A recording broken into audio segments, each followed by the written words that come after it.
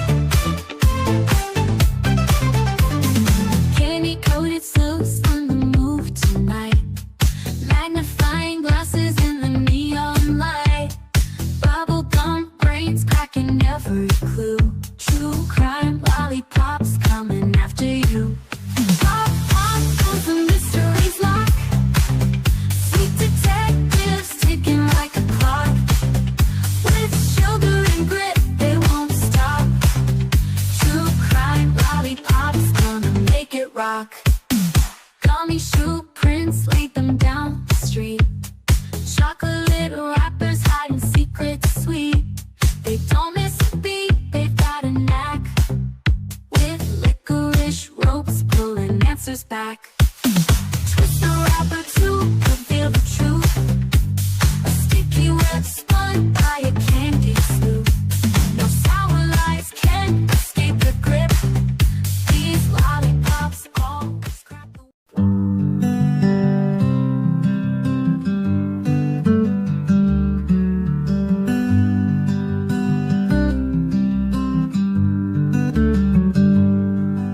Sebastian, sweet boy, where have you gone? The sun sets low, but we keep marching on. The wind whispers your name soft through the pines, a melody aching in these hearts of mine. Roads are endless, the nights are cold, but your story's a light we'll never let go. Where are you, sweet boy Sebastian? We're searching the hills, the rivers, the plains. You deserve better, oh you deserve better. And your army is fighting through heartache and pain. Your laughter once rang like bells through the air. Now silence just lingers, it's more than we can bear. We carry your memory, a flag in our hands. Through shadows and valleys, through shifting sands. The roads are endless, the nights are cold, but your story's a light we'll never let go. Where are you, sweet boy Sebastian? We're searching the hills, the rivers, the plains. You deserve better, Oh, you deserve better, and your army is fighting through heartache and pain. Your laughter once rang through heartache and pain.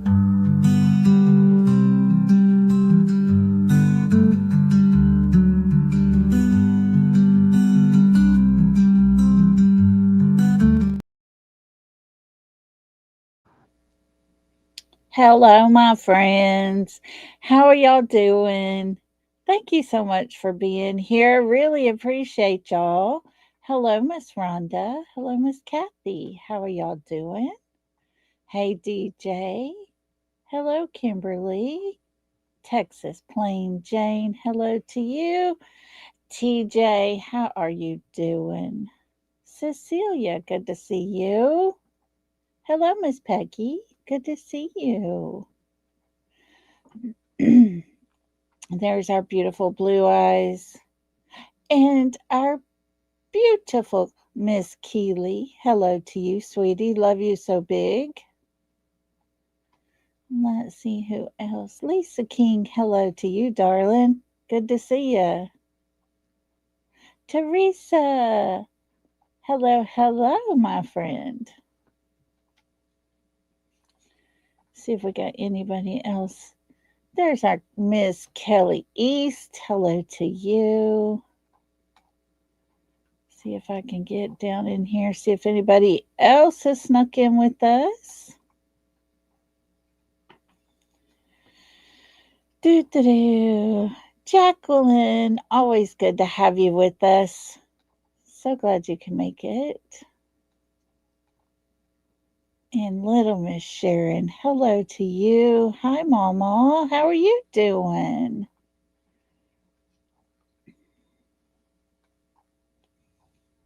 Let me see here.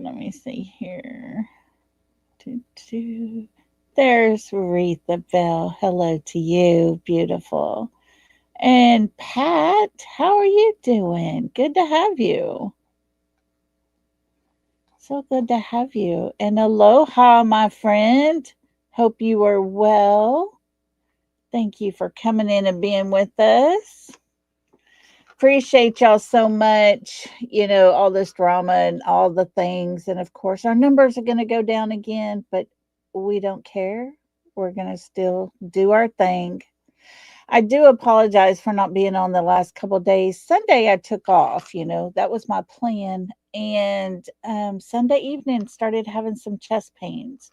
Started getting really sick in my stomach and slept a lot for 2 days. Still a little sick in my stomach. The chest pains have eased up. So I'm not sure what was going on. But anyways, I did sleep a ton. Friend of mine called. I was talking with him and fell asleep on the phone talking. I've just been exhausted. I don't know. Maybe my body just needed to shut down for a few days. Who knows? Who knows? But so glad to be feeling good enough to be able to come back on here with you guys and hang out and do what we do the best. Wanted to say thank you to all those who said a prayer for my grandson. We are super duper duper excited, and I am one proud Lolly because he called me last night and he said, Lolly, I got chosen for the team. He tried out Sunday afternoon for a very elite travel team for baseball. He now is part of a team that the head coach is just recently retired from the MLB, which was the Major Baseball League Association. So his coach is very knowledgeable, all things baseball. And there were 36 kids trying out for 7 spots. And my grandson was one of the ones that was chosen. We were super excited for him. So very, very proud for him. And so he was a little nervous in church Sunday morning. And I said, "Hey, buddy, do me a favor." And he said, "Okay, Lolly, what do you want?" I said, "I want you to go to your tryouts today and I want you to have fun. Because if you're not having fun, you're not going to be no good." He laughed and he giggled and he goes, "You're right, Lolly. I got to go out there and have fun so I can be good at what I do." I said, "That's right." So when he called me last night, I asked him, I said, "Hey, did you have fun at tryouts?" And he goes, "It was a blast." So, anyways, kudos to him. I'm so excited, super duper proud, and very thankful that his sister's new travel league and his new travel league have the same colors. I could just make one grandma shirt for the both of them. And so super, super excited for both of them. But anyways, there was something else I was gonna tell you. Oh, I know what it was. Guys, a lot of y'all remember the Summer Wells case. Some hadn't followed it too much, but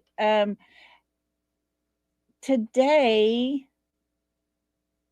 happens to be her birthday. So I want to take a little few minutes here and just play this little video for her birthday. Thank y'all for all the sweet words y'all have to say about little man. He's my buddy. But we're going to play this for Summer today. It's not a birthday song, but it's just for her.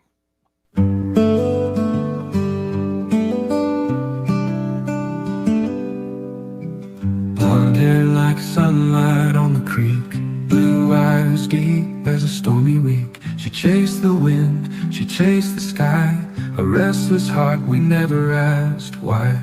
Summer girl, where did you run? Did you find your place beneath the sun? Summer girl, where are you? We called your name through the evening dew. The fields remember, the stars still shine, but your footprints fade, lost in time. Summer girl, where are you? She lived her life one road at a time, each turn a verse, each mile a rhyme. Her laughter echoed through the hills, a voice like water from a mountain still. Someone knows, but they won't tell, secrets buried where shadows dwell. Summer girl, where are you? We've called your name through the evening dew. The fields remember, the stars still shine, but your footprints fade, lost in time. Summer girl, where are you?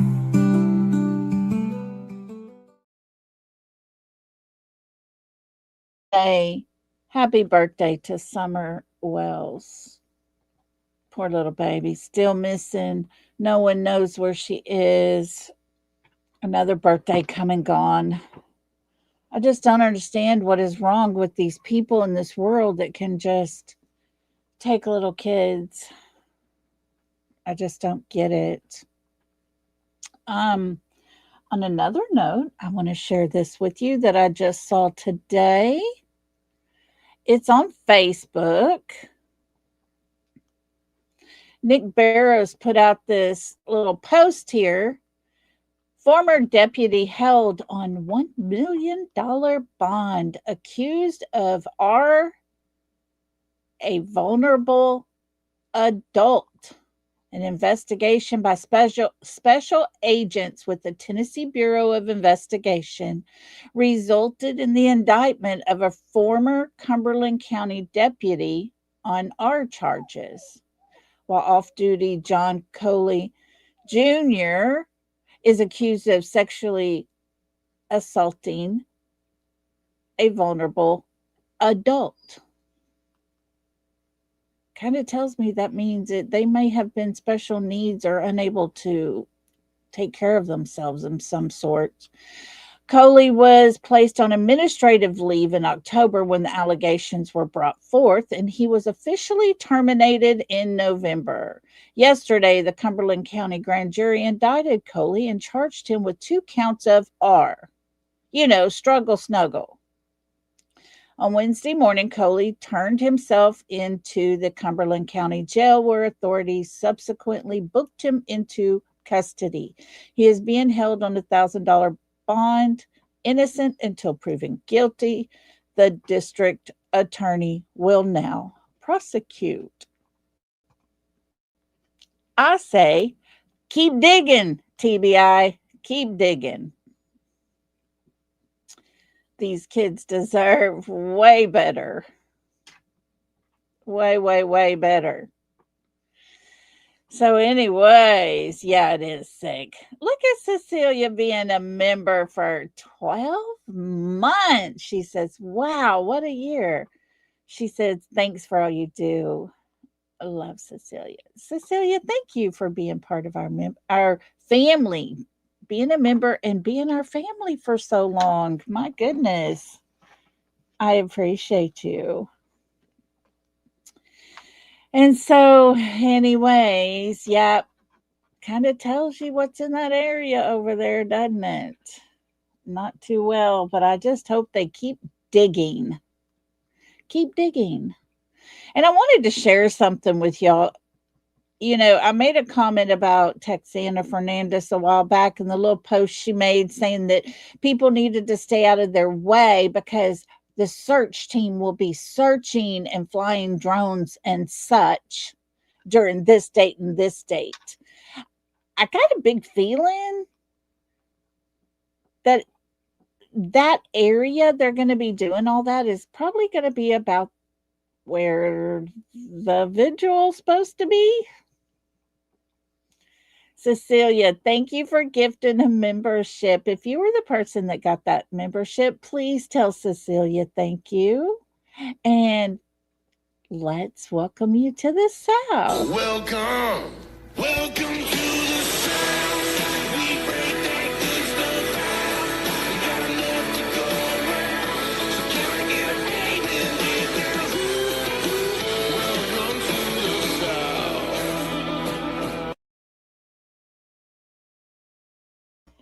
Thank you, Cecilia, for gifting that membership. And to our new member, welcome. So excited to have you with us. And so, what we're going to do is read.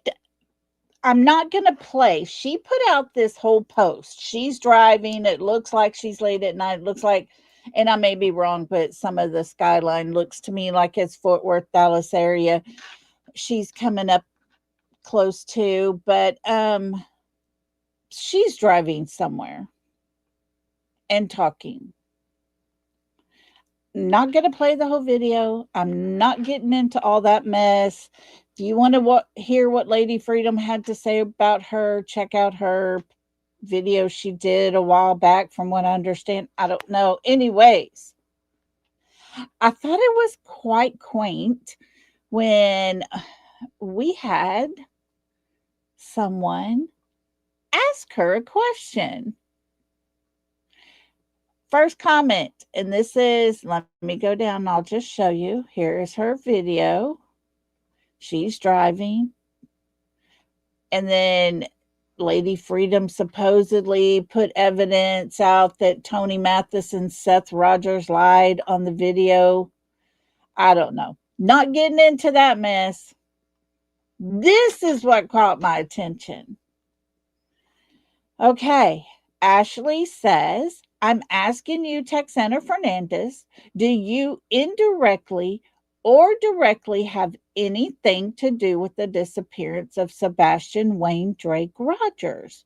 Respectfully asking. Texana's reply, talk to the sheriff's department. They have an answer for your question. And then Ashley goes on to say, I'm not asking the sheriff's department. I asked you. I don't trust anybody at the sheriff's department. This is an inside job that you inserted yourself in recently. You can't be upset when people come question you. I don't trust you. I don't trust Chris or Katie. I don't trust Seth. He didn't stand a chance with any member of that family. I pray he is safe, but I also pray he never has to worry about any of the three parents. They all failed him, possibly even you. You inserted yourself in this. Blame yourself for the attacks.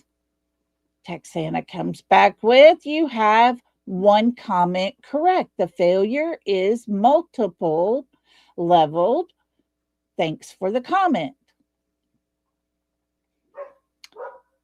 And then she tells her, blame the attacks doesn't imply an attack.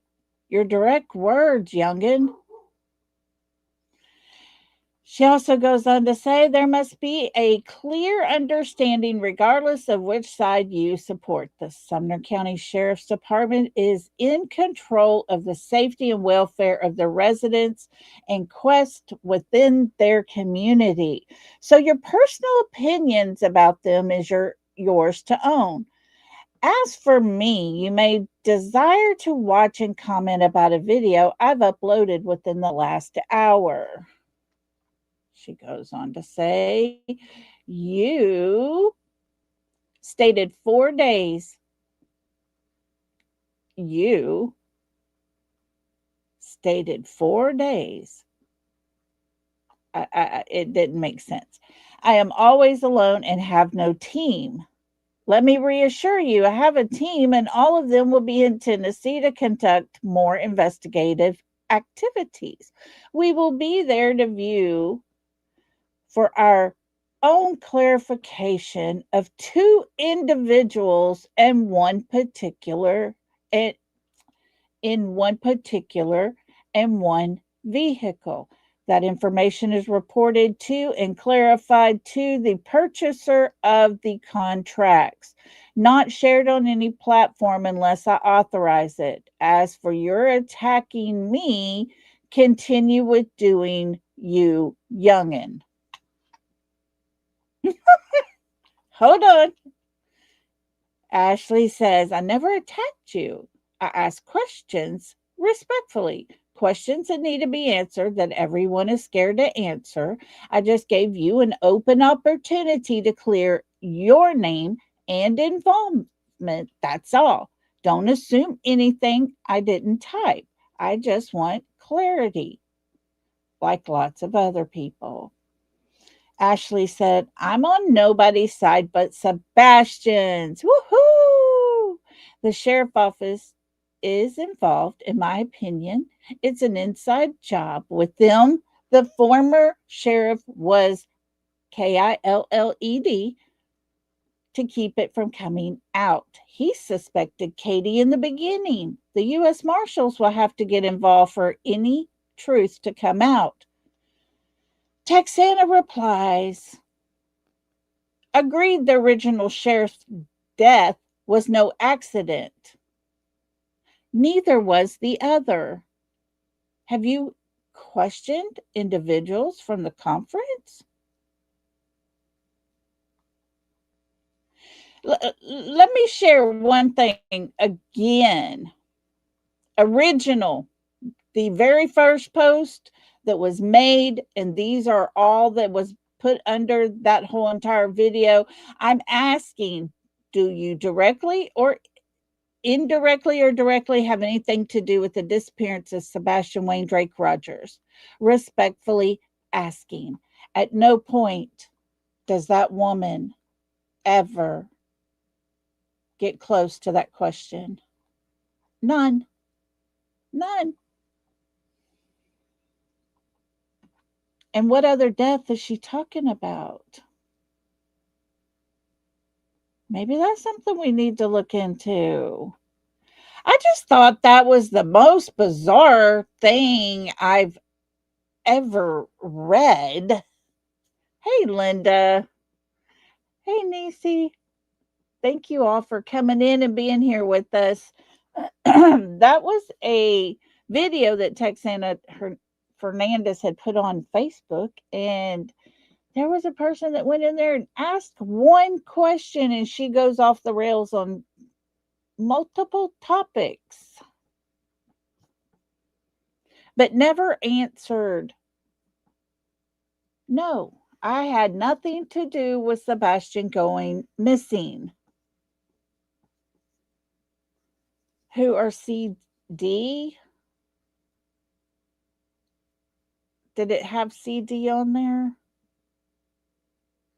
Texana is a friend with Christopher and his mother. She was a person that came into the courtroom while they're in the courtroom with Bullhorn Betty, goes to Mommy Socks, whispers something in her ear. She taps Christopher on the shoulder, and they get up, and all three of them walk out.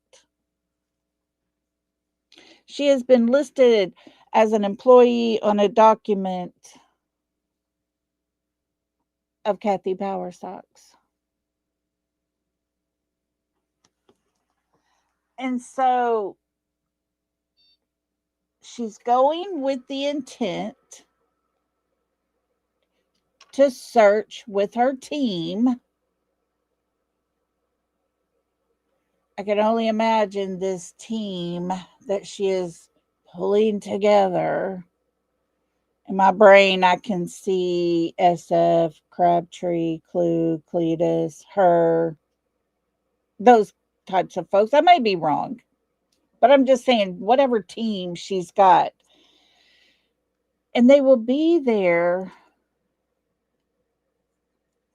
Oh no, Kiki. Oh no. Yeah, definitely go back and at least watch the part about we just did about Texaner, because that girl's kookadoodles.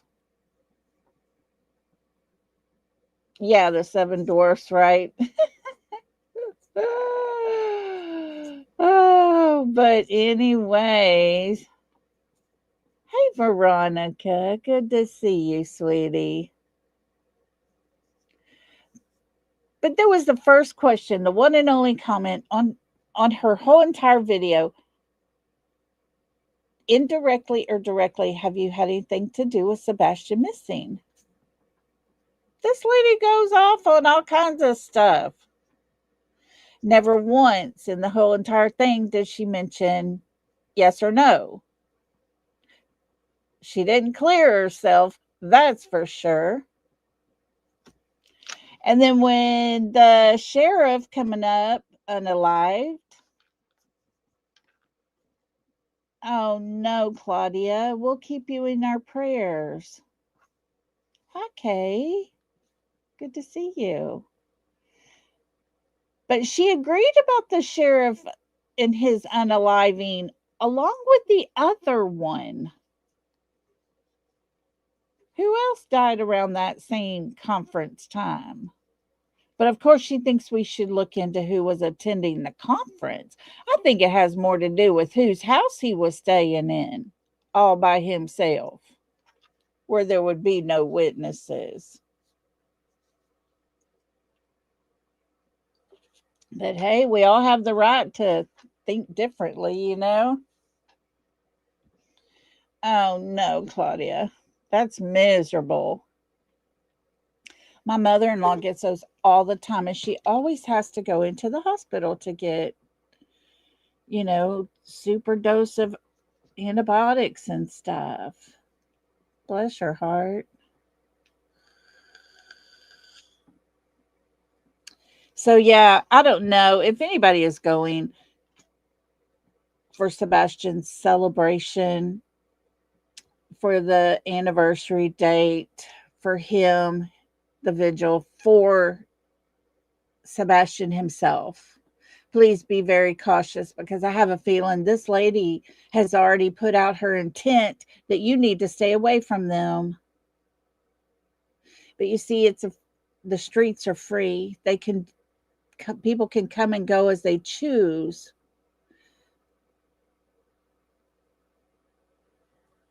but she is the same person that tied up Tony and Seth in litigation for a year, got to the judge and dismissed it. But think of the nightmare they had to live through for a year because of this woman.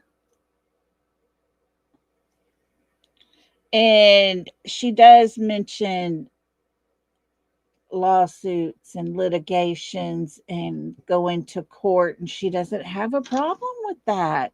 She feels highly educated. She does not own the area, no. But I have a feeling exactly where they have already put out and stated that they're going to be to celebrate Sebastian is going to end up being the same area. She later makes an announcement. We will be coming to town to search and drone and all the things, stay away from my people. So she's going to be there before Sebastian's 26th date. And I'm telling you, folks, this woman is not a good person. She has all the links to the people who, in my opinion, have been playing a game with Sebastian's life. Linda, she very well could be. She even addressed that in that video that she did. Ugh, it was craziness. After this, I'll post that video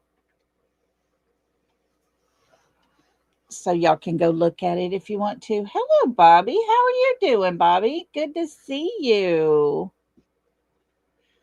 Good to see everybody today. Thanks for being here. It was Texana Fernandez. She has inserted herself into the case, but the whole thing that I really wanted to show you was Ashley asked a question and was very polite about it and said respectfully, did you indirectly or directly have anything to do with Sebastian's disappearance? She answered everything but that question. So, the close-up picture of her, they're very much alike to me. Very much so. Yeah, very much so. And I wouldn't doubt it. Hey, Pooh Bear. Good to see you. Yesterday was your birthday, Pooh Bear. Oh, my beautiful friend Jen is in here, and I did not play her birthday either.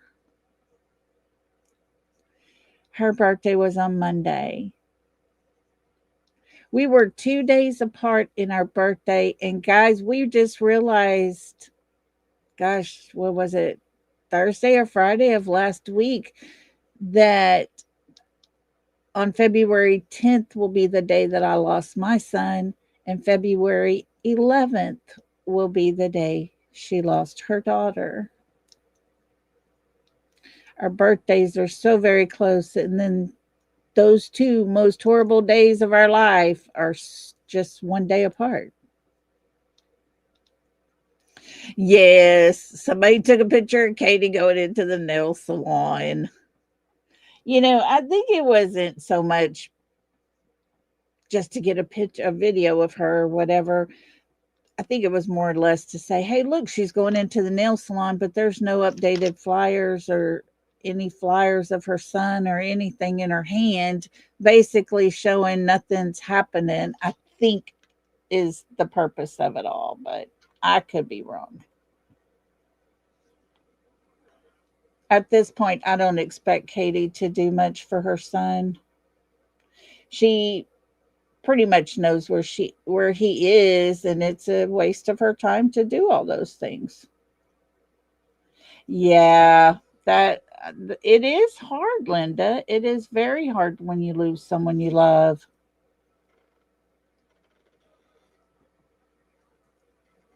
Yeah, Texana's a fruitcake. When you say the word fruitcake, it's pretty much I know who you're talking about. And she is definitely one of those for sure. That's just my opinion. She's not my person. She's not the kind of person that I'm going to stick my neck out for. Not going to happen.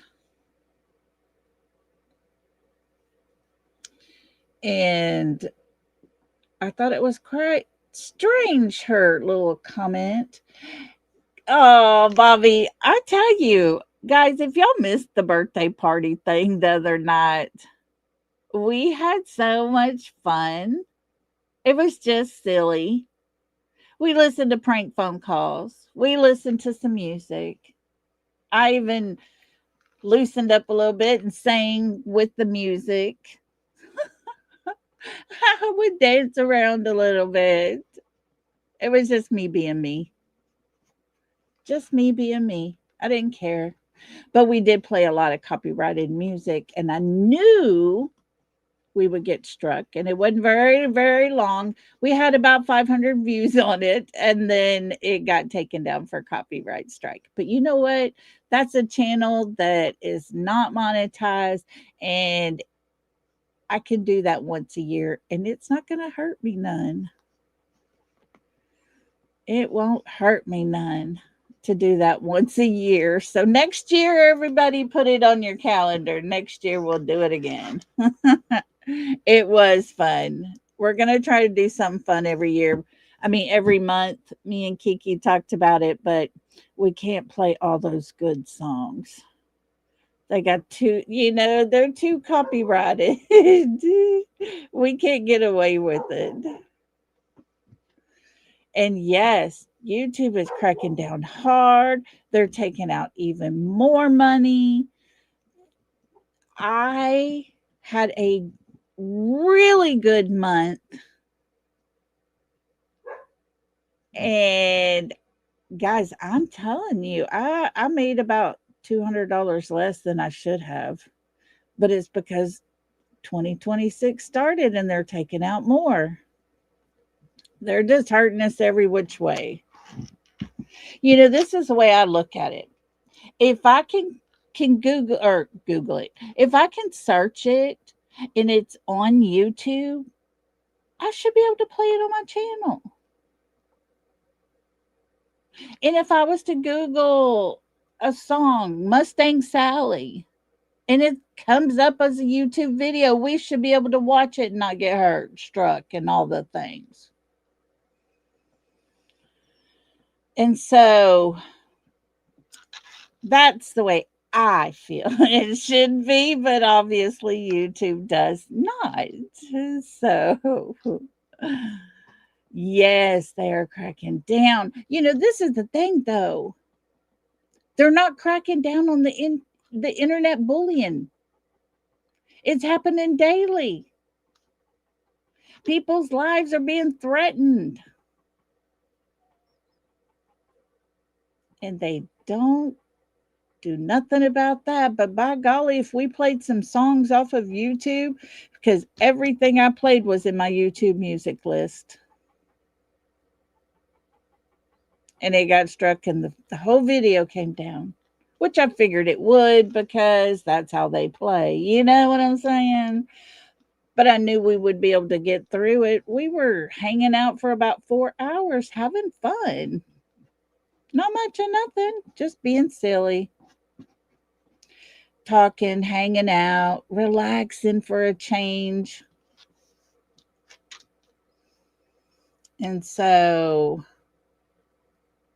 too bad we can't do that a whole lot more often. But, anyways, thank you to those that were there. We had a really good time. I think I enjoyed it. Got to be myself for a change, not worry about anything. I cammed up looking all hideous and stuff. And I even would sing. It was like karaoke night. So, anyways, it was fun. It was fun. We all kind of went back to our youthful days. We played a lot of older songs. Oh, look at Daisy. Daisy been a member for 5 months. She said, "Get rid of those channels that are bullying BJ." Woo. I'm sorry, but if you talk about another content creator, your channel should be taken down. End of story. There's no sense in it.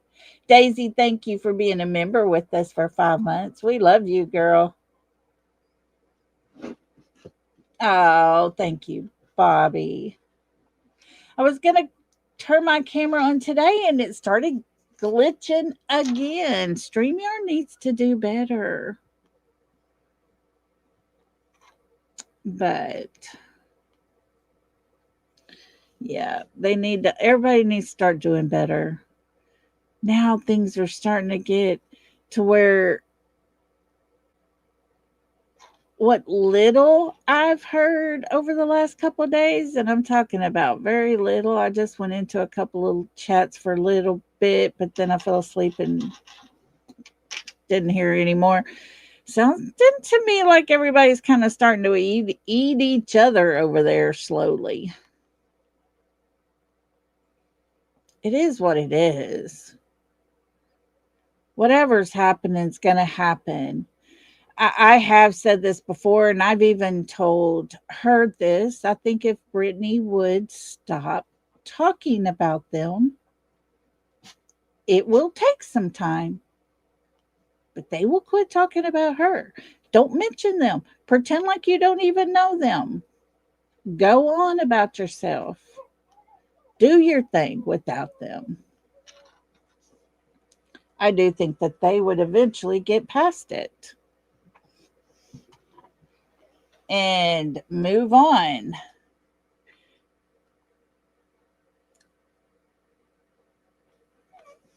So I don't know. I think it's quite funny. All the ones that are not just sitting back making excuses for others anymore. The woman who decided to put out to the whole entire world, "I'm pregnant. I'm sleeping with a missing child's father."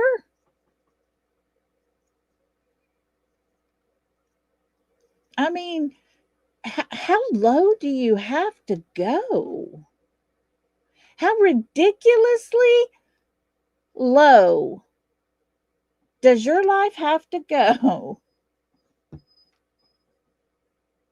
to bring that into an equation?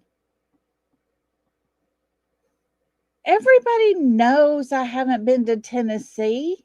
Everybody knows the one time I went to Tennessee, I only made 2 days out of my 9-day trip. I had to get on a plane and fly home and go to the orthopedic surgeon so I can get a titanium rod put all the way down in my arm. And Sebastian wasn't even missing at that time. So no, I would not have went to meet Seth. Out of those 2 days total I was there.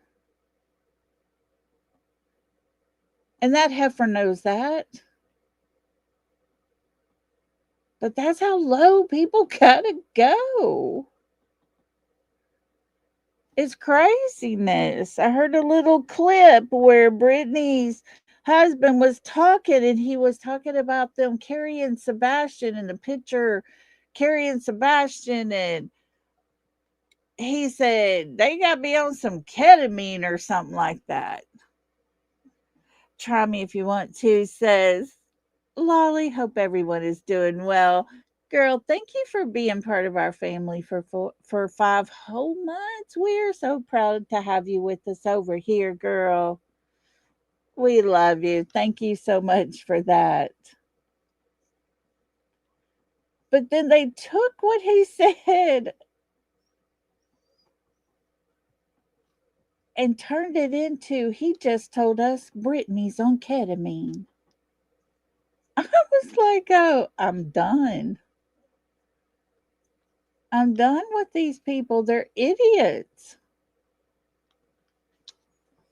Idiots to the max. It doesn't even make any sense. White boy's gonna start the rumor I'm pregnant with Seth's baby. What? No, white boy started the rumor I was sleeping with Seth.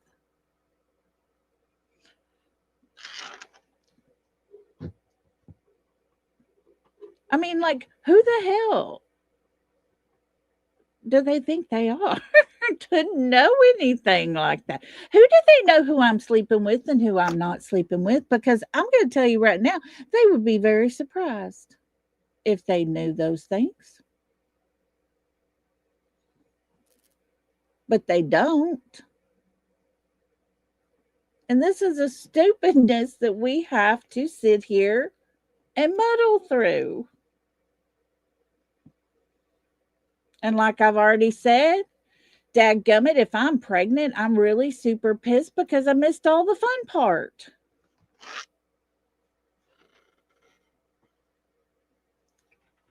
You know? Did you know reality is dark? Oh, good God. These people, they are trying so hard to keep their friends from being called out that they're going to turn it all over onto Brittany's friends. They're ridiculous.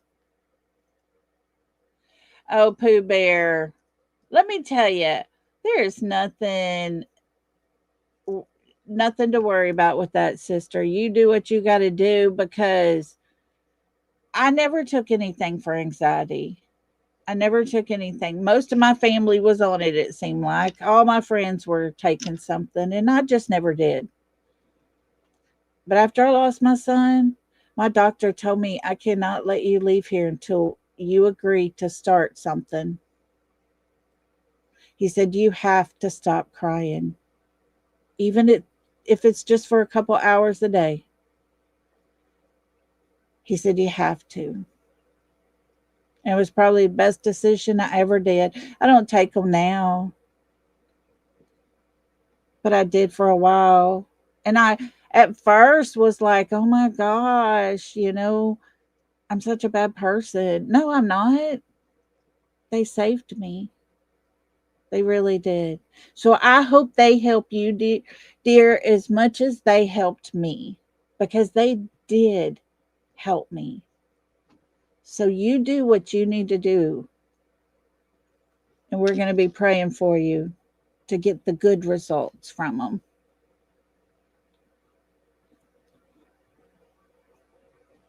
Yeah, we're going to pray for you. Bobby says, I need my Xanax. Now, don't think I don't take something every once in a while. I got to. My nerves will get on edge. The other day, I'm not going to joke with y'all. I just had a really bad night. I still have those nights. I still have those memories that come creeping back up onto me. I have that sadness that overtakes my life where I just can't stop crying that night or day or whatever moment it happens to be. And I will take, because I don't take the kind that you have to take for 2 weeks to get in your system. I take Cymbalta to where it can just take one per day, just whenever I need to. And I will take one because I know it's the right thing for me. Because it would be so easy to go back into that deep, dark depression.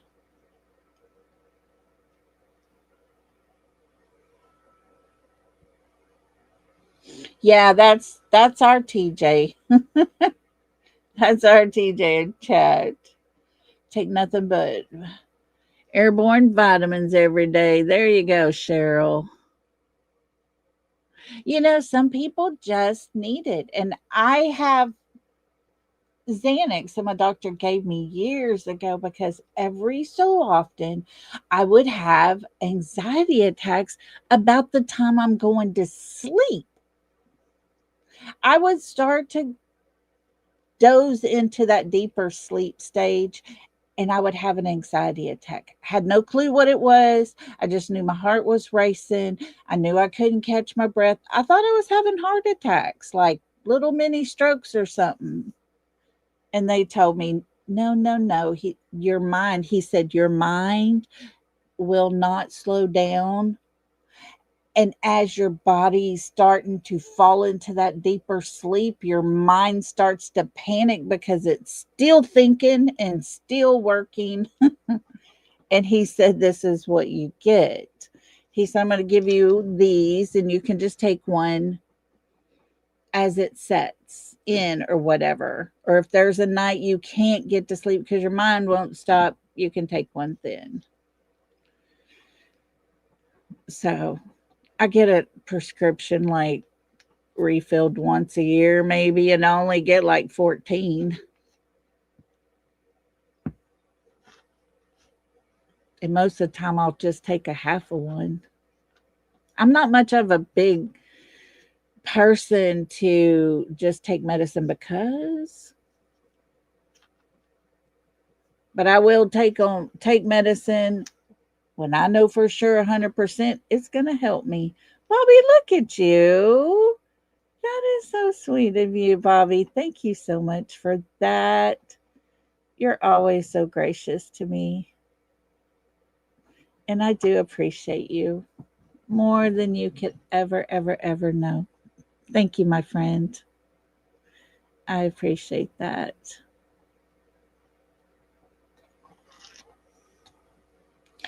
10 years, your husband's been gone. You still have sad moments. Yeah. Yeah. In 7 days, it will be 6 years for my son. It's almost as if it was just yesterday. Just yesterday. And it's not an easy thing to get through.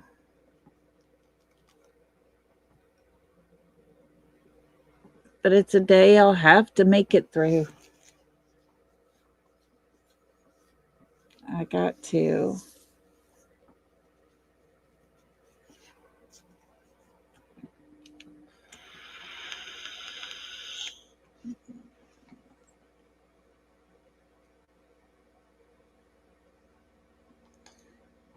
Oh, sciatica hurts.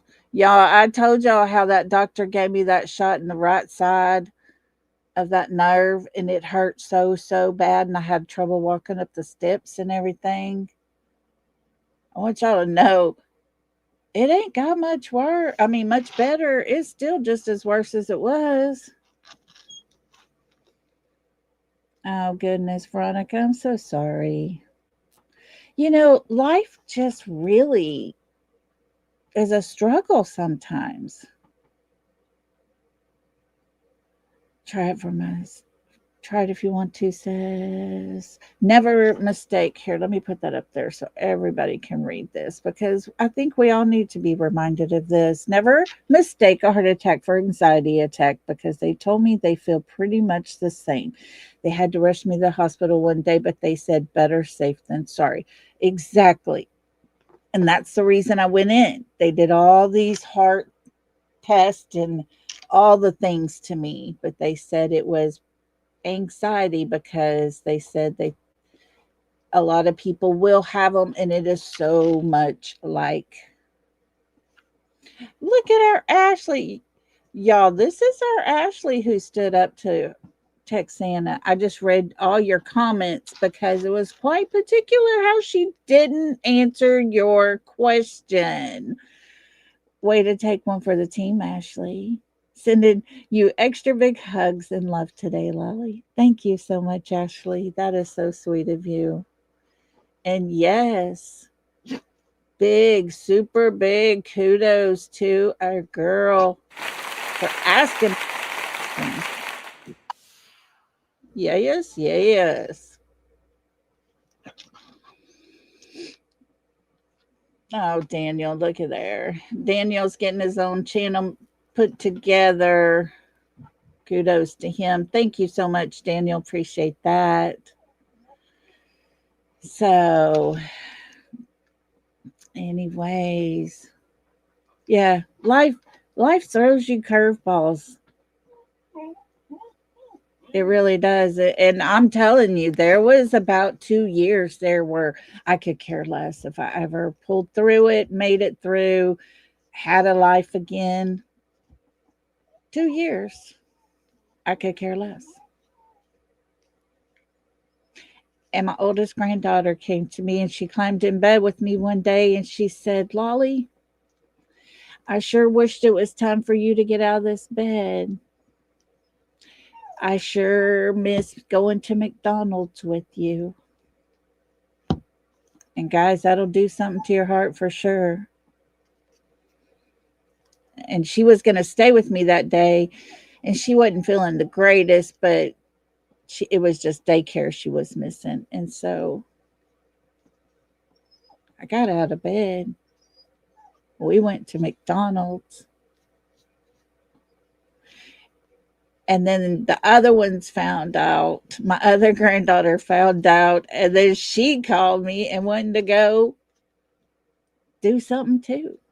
My grandbabies literally saved my life and they have no clue. Let's see. Ashley said, thanks, Santa still refused to answer my question. You were. You were. You were so good and respectful. If everyone was lying on her, I gave her the question to set herself free. She didn't. Quite comical. Quite comical. I thought it was great though. I did not play the video, all the jabber jabber stuff she did, but hey, kudos to you because she skirted all around that question. Okay, Pooh Bear. Peggy says grandkids are great for saving you when they don't know anything's wrong. Yes. Let me find Pooh Bear's comment up here. Do. Have have you ever heard me threaten anyone, Pooh Bear? I've never heard you threaten no one. Uh-uh. No. I haven't. No, no, no.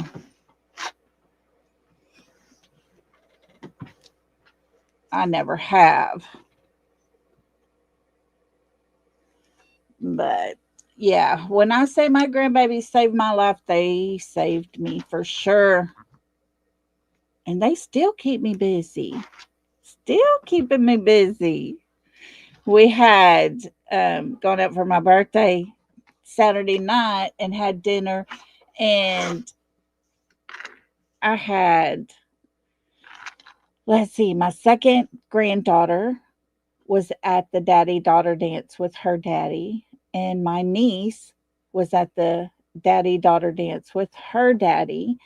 And then my son's two girls were there because they had goat things that morning in mid afternoon. They couldn't go to the dance. And then my daughter's son and two of his buddies. And they all come running to me at one time. Lolly, happy birthday. I had the best time with them kids that night. It was so fun. So super fun. And so, alrighty, hang on. I'm going to let the dogs out the door. I don't know why she decides to whine when I get on here, but hang tight and let me get this off of here real quick. I'll be right back.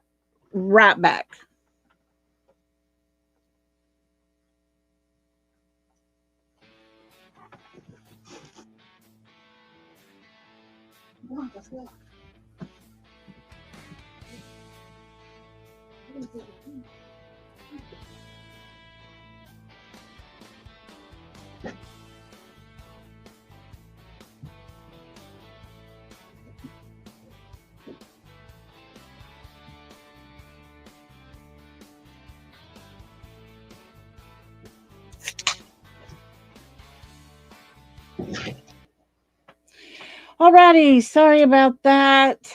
I let both of them dogs out there. Yeah, cat lady, they are. She is like a child. She's crazy. But she heard the puppies down there and they were on the stairways, and so she wanted to go play. Anyways, okay, let me get my drink in. Guys, today, look at it. It's already an hour in and we hadn't even started chatting yet. Need to hurry up and get through this real quick. I'm not going to keep y'all too long today, but today I titled this Deception. Oh, I didn't even spell it correctly, but it's supposed to be all over Sebastian's case.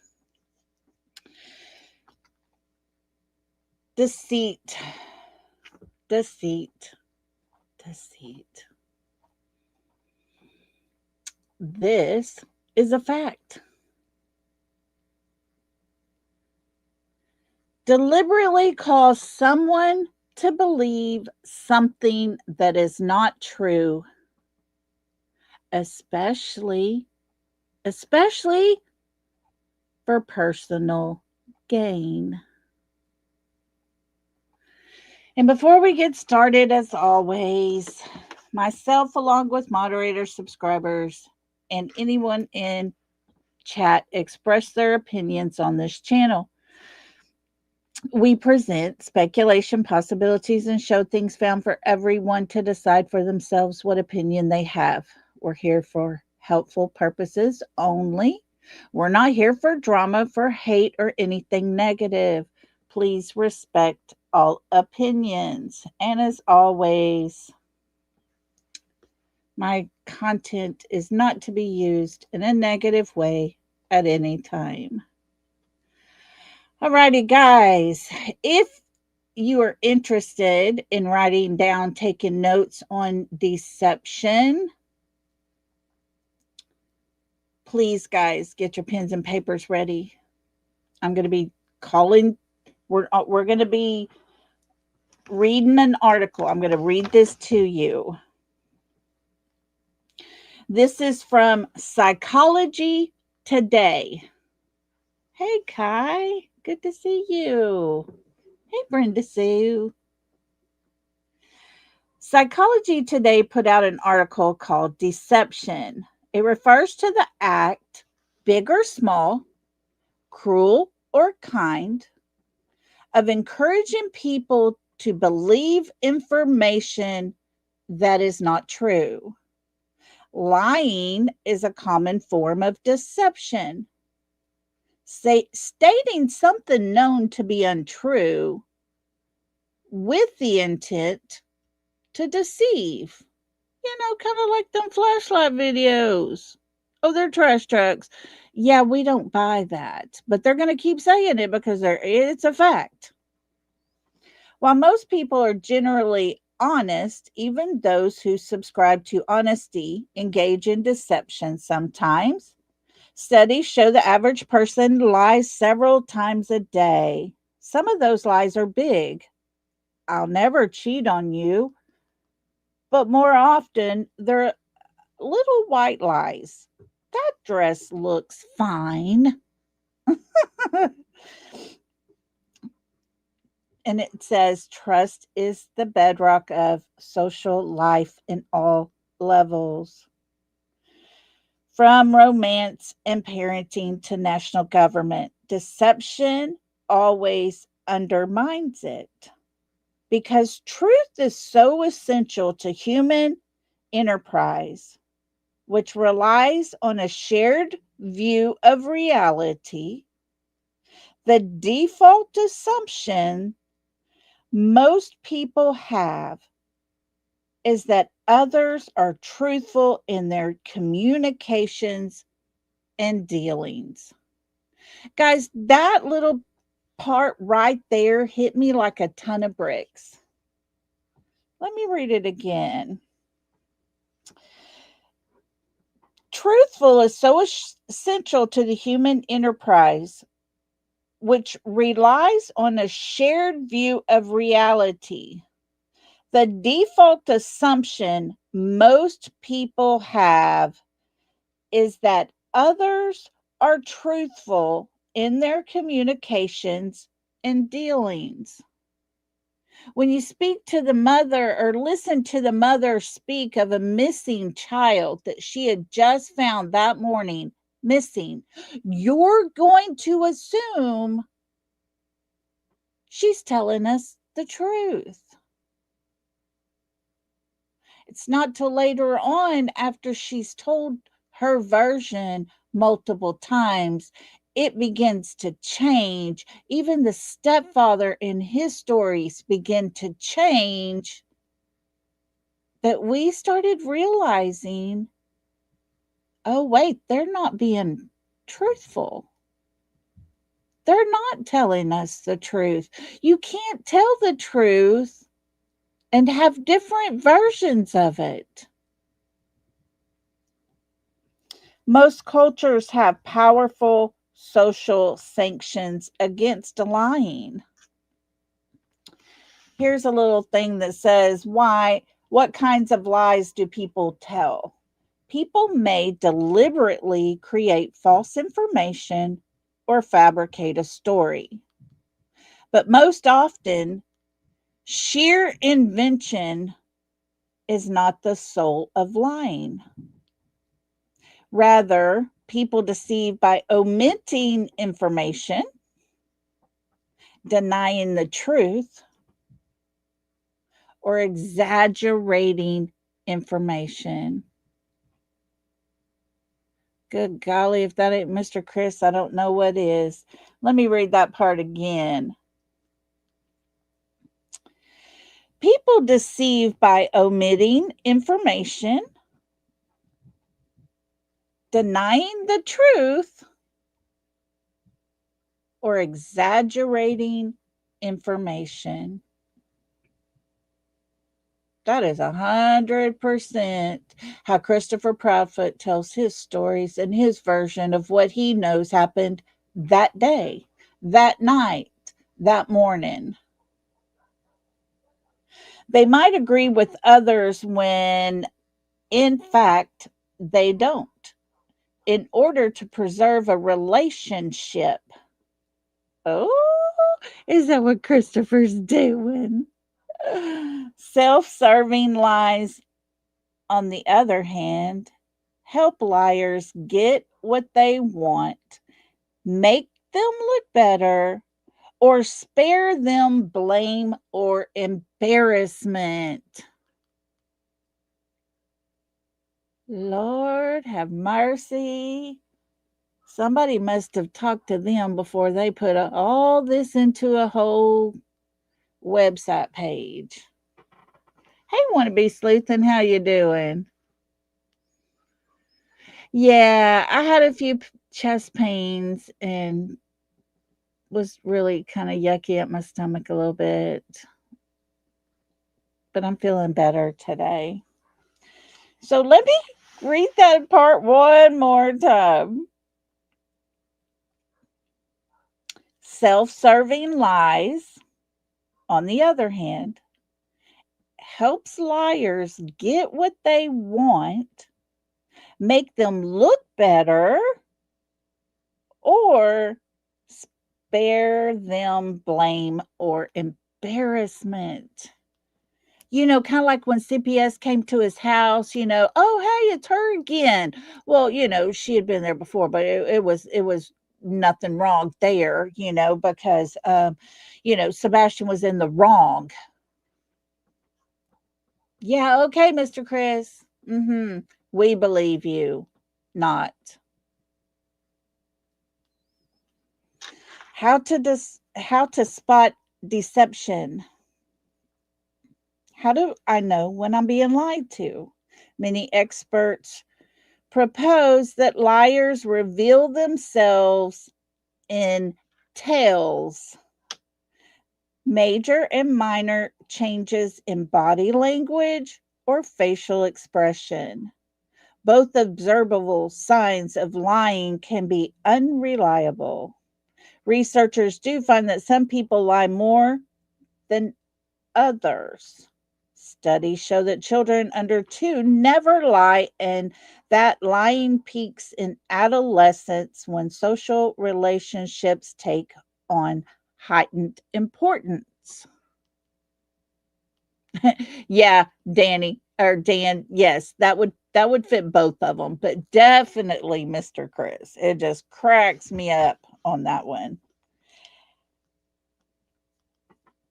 How do I know when I'm lying to myself? Most people are not aware of the way they fool themselves, but psychologists have identified many signals of self deception. I wonder if Mr. Chris has been lying to himself. Outsized emotional reaction to present situations, behavior that is out of step with who you claim or aim to be can be indicators that we believe things about ourselves that are false or fail to believe things that are true. That was very interesting for all of us.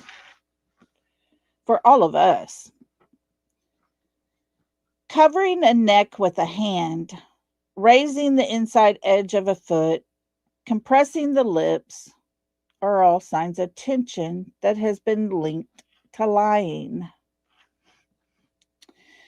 There is a widespread belief that the body and face are always honest and provides reliable clues to lying, often called tells. If you know what to look for. And then it goes on to talk about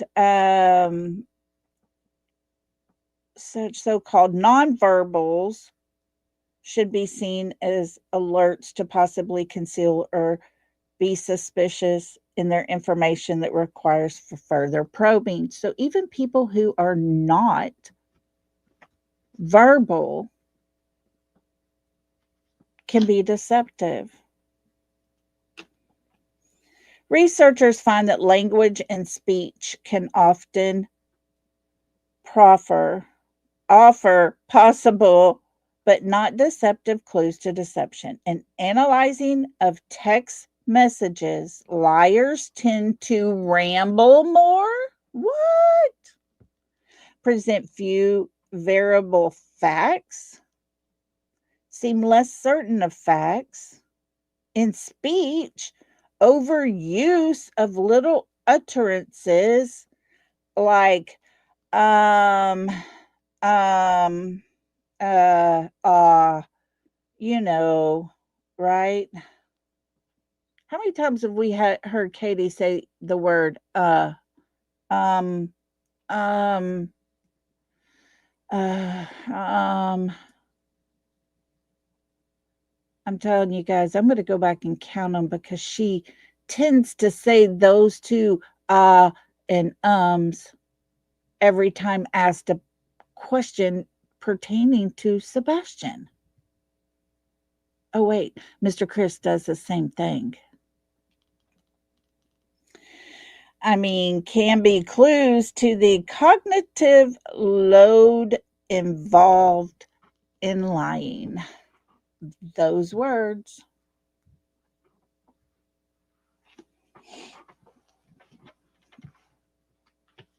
Intentions matter when it comes to behavior. It's often a deciding factor in the law.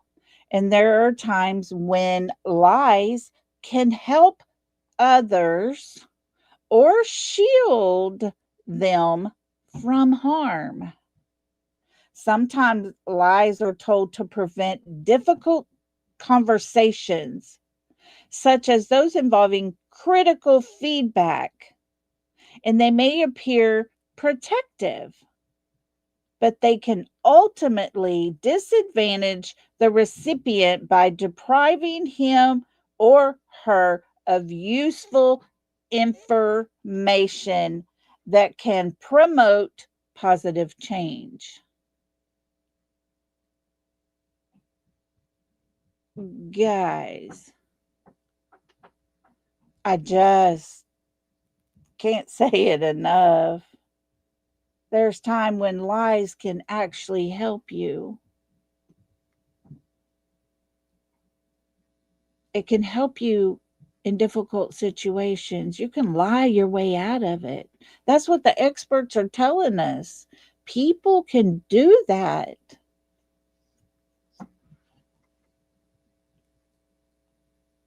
They can deprive themselves of useful information that could promote a positive change in the whole conversation. Some people just must have been reading this handbook, right?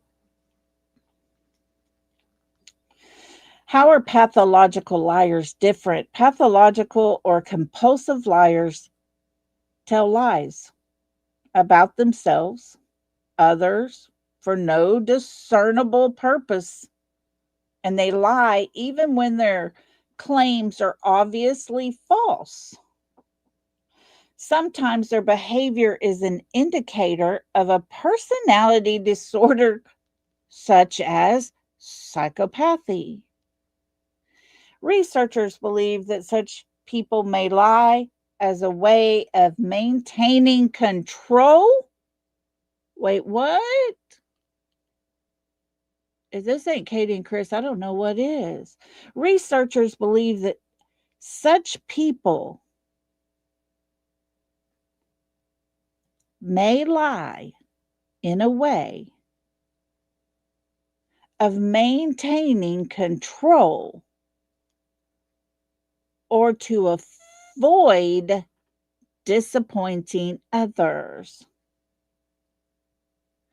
Or their lies may be a form of wishful thinking. That's almost scary. Almost scary, isn't it?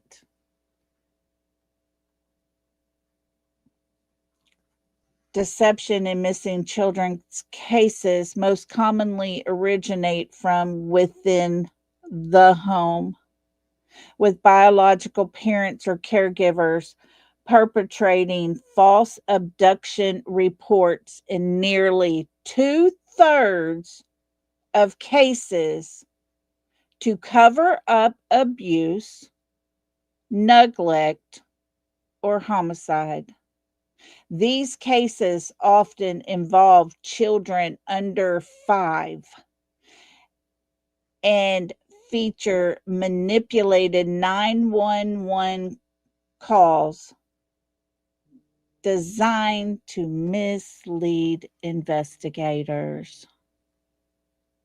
You know, kind of like bypassing that 911 call to go straight to the sheriff. This whole entire case of Sebastian Wayne Drake Rogers has been manipulated from the very beginning. There's a story that's been in place.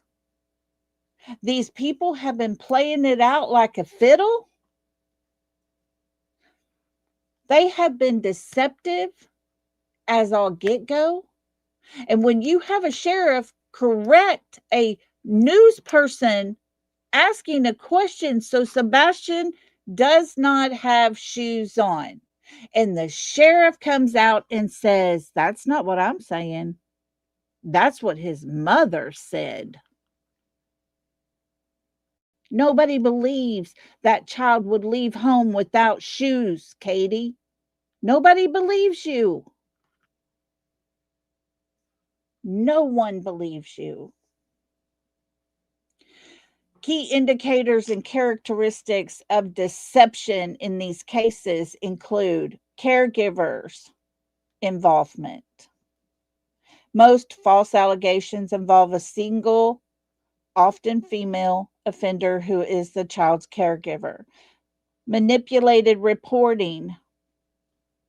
Offenders often report that the child missing themselves to control the narrative. He ran away, barefooted. He's out there. Go look. While I have my house professionally cleaned. That's what this says. Manipulated reporting.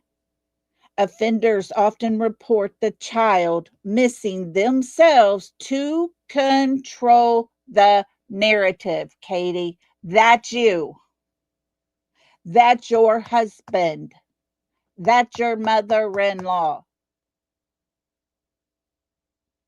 That's your sister in law. That's your father in law. That's all of y'all.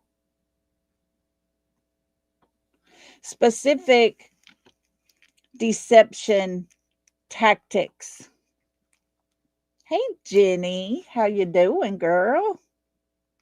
Staged scenes, creating a fake kidnapping scenario.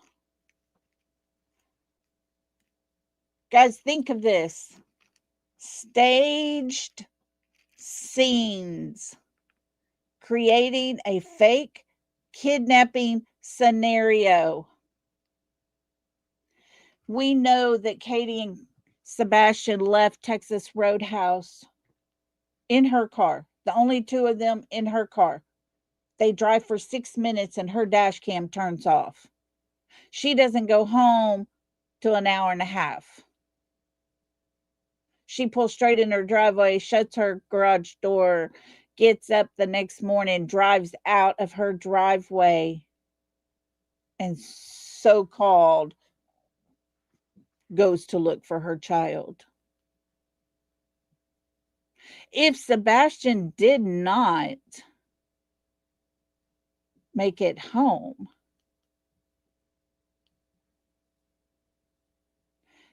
did they create a fake scenario at 3 a.m. with two flashlights so that every one of us would go, oh my God, is that Sebastian with his little flashlight running to go meet a friend? And they get in this car and drive away? Did Katie's flashlight accidentally come on as she's running back to her back door?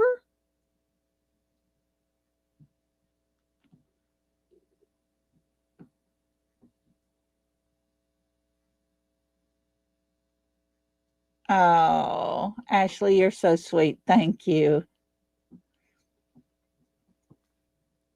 But think about it. Is that what that 3 a.m. video was all about? Sebastian might not have made it home, but hey, let's run around like I'm going to take my flashlight and meet you, and we're going to jump in this car. Then I'll run back with no light on, and I accidentally bump that light. Exactly, Dan. Could those flashlight videos be the parents? Could that be what they're calling creating a fake kidnapping scenario? Was this a runaway scenario? Because they created everything else. He ran away. Go look out there. Those lights were out there. She even brought up a missing little teeny tiny baby flashlight. She had to explain the lights. She just forgot to tell everybody that little flashlight didn't work anymore. But hey, guys, I am honestly questioning if the 3 a.m. lights were not some kind of fake scenario for us to think that was Sebastian trying to leave his home. I think that was his mother and his stepfather being stupid. Another specific deception tactic is delayed reporting, waiting to report the child missing to hide evidence. To hide evidence, folks. So if Sebastian did not make it home from Texas Roadhouse, they can't call right away because they got to have everything all nicely done, taken care of, hidden away, all the stuff, get him completely out of the county and far away by the time they make that phone call. Delayed reporting. Waiting for the reported child missing in order to hide evidence. If there's anything being hidden at the cemetery area, I honestly believe it would be some sort of evidence.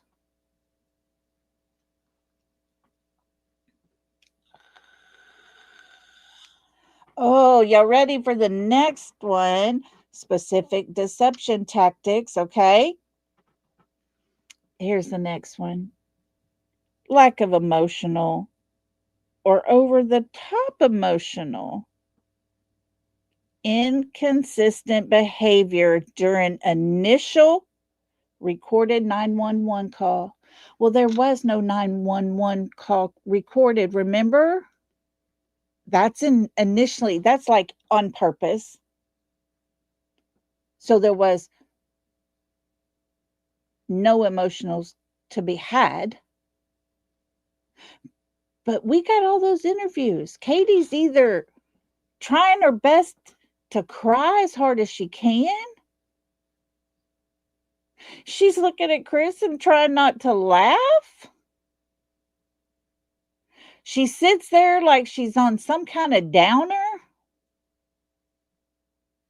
But boy, she sure is smiling when she's in Florida with her girlies having her lunch.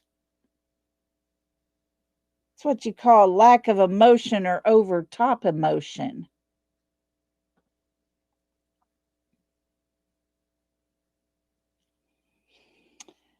Goes on to say infant abduction profiles. These often involve female offenders who are familiar with the area, may have pretended to be pregnant or target nurseries or homes. Guys, I'm going to post this on my community wall. I'm going to put a post out with these key indicators and characteristics of deception in these cases. These cover Katie and Chris like they were made for them. These people with Psychology Today, probably more than likely, I would bet money, did not know who the hell Katie and Chris Proudfoot were. They've done their work. They've done their research. They've watched so many psychotic people. And this is what they came up with. It's like a handbook written for Katie and Chris.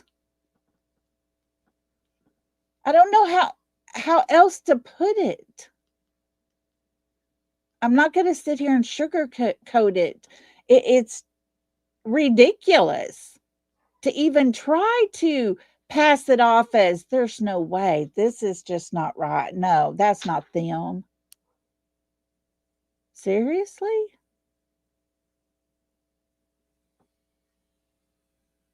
Seriously. There's no way I'm going to lie to anybody. Not about this. Not about this at all. Yeah, Michelle, I seriously believe that, Chris Proudfoot himself told us he watched Summer Wells' case and the Riley Strain case. He saw all of how we all operated. He saw us. He watched us. He learned. He observed. This has been something he had been wanting to happen for a long time.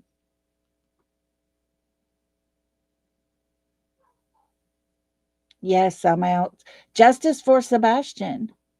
We're not talking green team. We're not talking drama or the dark side or whatever the hell people want to call all this mess that's happening. There's one side, and it's called Sebastian Wayne Drake Rogers. And if people can't get on his side, then they need to move on. Katie and Chris are not missing. Seth is not missing. Sebastian is the one missing. Should that child be brought home today, right now? Does anyone realize he might just be put in foster care till all of these things can be looked into. And do not get me wrong, Texas Plain Jane, I didn't cover Riley Strain. I was going to or whatever, but so many other people had jumped on that and it was so quick. But I know y'all don't like what I just said, I'm sure, because I mean nothing disrespectful towards Seth. But as much as it's already been put out there about him, it's got to be looked into. They've got to make that decision. And if Sebastian was to show up today, I'm afraid all three of his parents would not get him returned home to them. Because that's how much stupidness has happened in his case.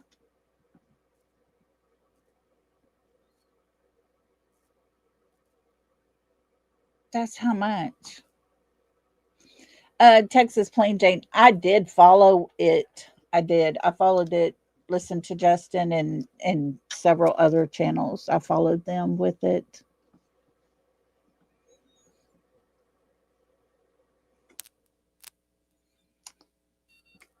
But that's where so many people that have followed this case that like the deceptive side has caused so much trouble that if Sebastian was to come home today, he ain't going to Katie and Chris. He probably won't even go to Seth.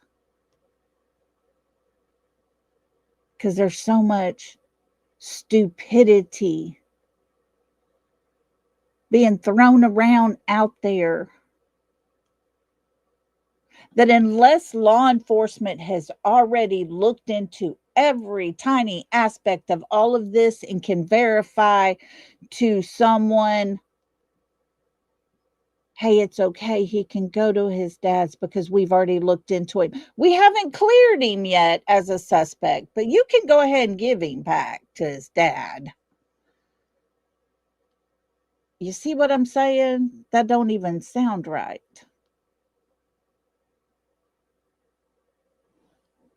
Are they not clearing Seth because of the words that are being said about him on the other side?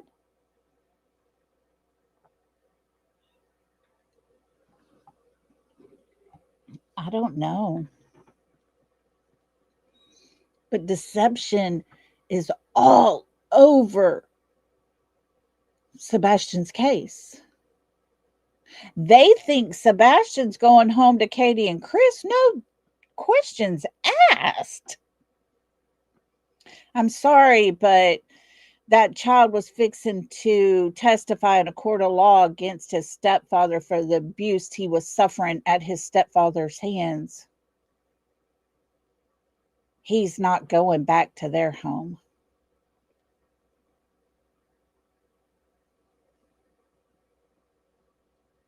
I don't see that happening. There have been so many allegations put out against Seth that are sitting there. I don't know if anybody's ever cleared him. But at this point, today, we got three parents that are still in the suspect list of their child going missing. If he was to come home today, all the bullshit that's been happening, he would probably go into a foster care situation because of idiots who like to be deceptive. Y'all follow me? You understand what I'm saying here? Katie and Chris have done to themselves all the damage themselves. Their words, their actions, their friendly interactions on YouTube. They did all that to themselves.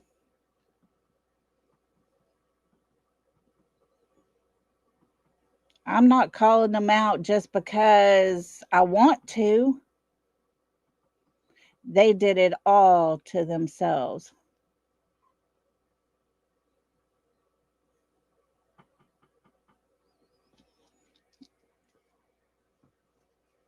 And that's the thing, Veronica.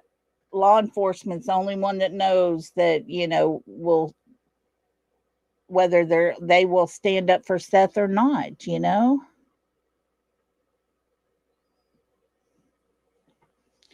And so at this point, who knows? Who knows? Who knows? But because there is a side of people who have done their damnedest to make Sebastian's father look so bad. What happens? What happens if he comes home today? But the question always remains is, where is Sebastian? Dan, I have no clue. They don't like him. End of story. They keep getting fed false information over there, but all that false information keeps coming from Katie and Chris.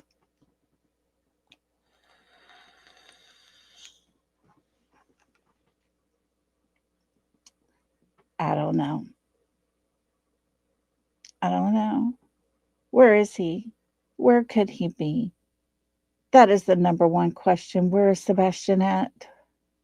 Mr. Chris has given us two scenarios. He's either laying in the woods dead somewhere, or he's in a home and will come home when he's 18, but he's going to need mental help.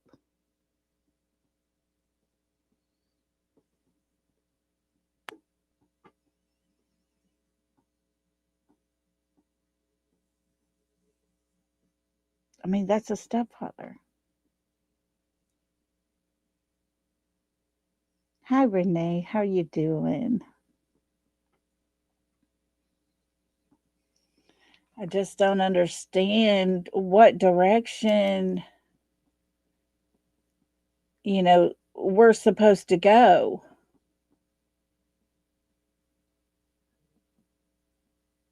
We can sit here and call it out for what it is. We can sit here and we can tell people over and over and over and over, these are the words that are being put out there. But it doesn't help Sebastian. It doesn't help Sebastian at all. It's really sad and really gross and really disturbing when there's a child missing and we're coming up in 22 days of 2 years he's been gone.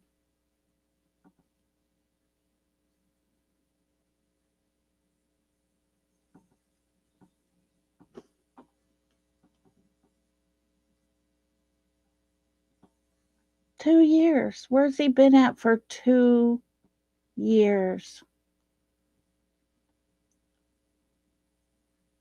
Exactly, Miss Rhonda. We have to wait, unfortunately. In her opinion, she says, till Ellie steps up, sadly.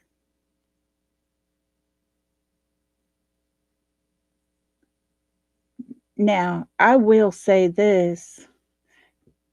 At no time do I think a protest in front of a sheriff's office is going to make any changes.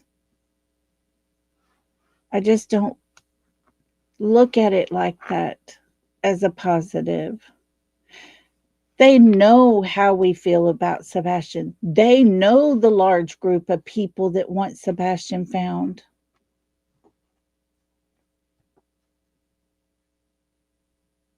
It's not going to be until a higher agency comes in and meets with Sumner County and says, okay,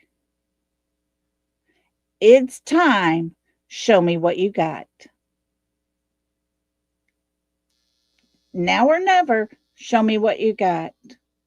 Okay, this is sufficient for this, but you still need this. Get it to me. You got 1 week. That's what's going to need to happen. Those kind of things are going to need to happen.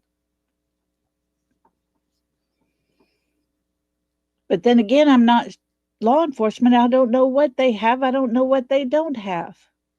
They may have every bit of every little tiny detailed information they need to lock people up in this case. But they just might want to wait until they find Sebastian. They might have everything they need, but they don't want to ruin their buddies' lives. I don't know, guys. I wish I had answers. I wish I could tell y'all one way or the other, but I can't. I can just tell you this. You go back and listen to the interviews that are done by Sheriff Craddock, Ken Widener. They're pretty much telling you they don't believe Katie either. Katie's story's the one that's had to been told. Chris can come in and tell you things that happened and didn't happen and all the things like that. His stuff is useless during that important timeline because what? He wasn't supposed to be there, right?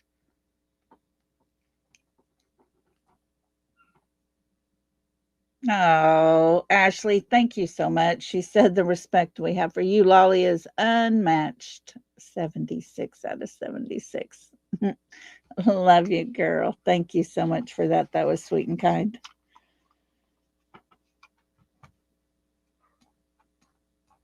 But go back, guys, and listen. There's little things that are being said. They did not believe Katie. If they believed everything Katie told them, this would never have, after what, day 7, turn into a criminal investigation. It would have stayed just a missing child. He ran away. That changed because nothing added up. Nothing made sense. Even law enforcement, as corrupt as they are, they don't even believe her.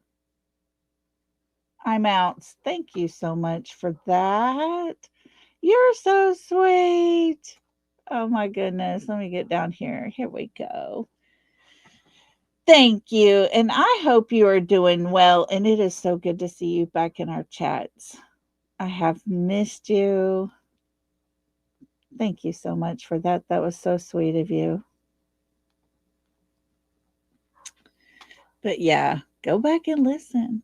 There's those little jabs they put in there, those little things. Katie, even law enforcement didn't believe you. They questioned you a little too hard, and you had to go get yourself a lawyer. Silly girl. Good golly. Poor KK. Nobody believing her. She had to go all by herself and get her nails done. Oh, poor Sebastian. His mommy didn't even take a new flyer in there to make sure that there was a fresh flyer put up in their window. Poor Sebastian. His mommy was too busy getting her nails done and didn't have time to go look for him today or yesterday, whenever that was. Poor Sebastian.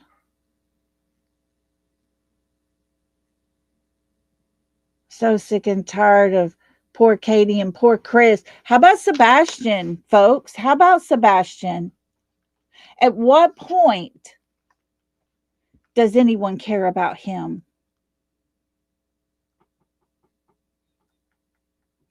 At what point is that okay?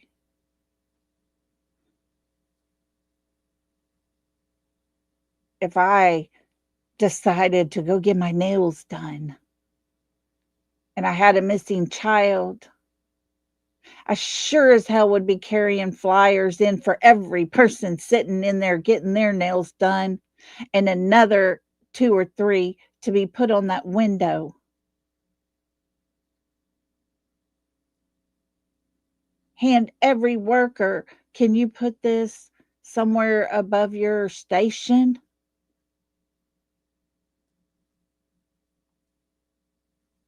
I would want that whole entire town to be papered with my child's face.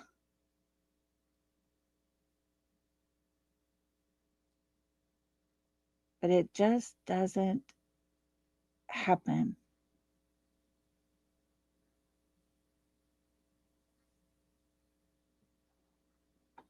You know what I'm saying?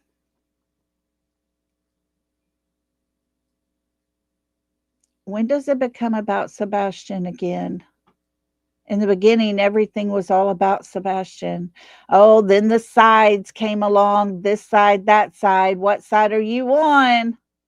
Pick a side, because this is no longer about the missing child. This is, what person do you believe the most? Same thing happened in the Summer Wells. The exact same thing happened. And it is so sickening and so aggravating. I seriously want to walk away from it. Soon as we get closure with Sebastian's case, I don't know what direction I want to go into. I would rather look up cold cases and read all about them and go through all that they know and everybody out in the public has learned than to sit here and play games with a missing child's life.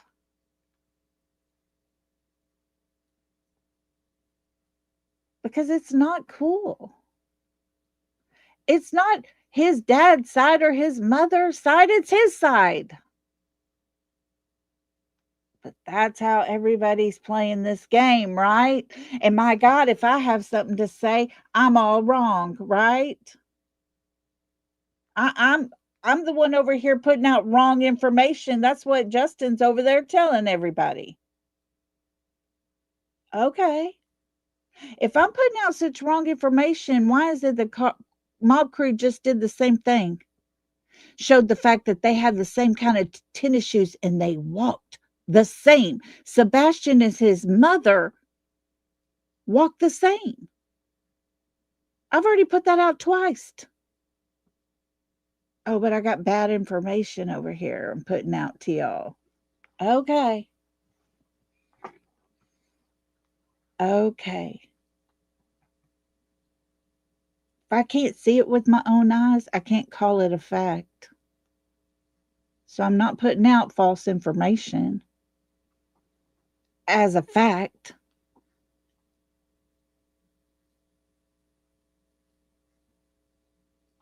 That's it, Lisa King. Our love is for Sebastian, no one else.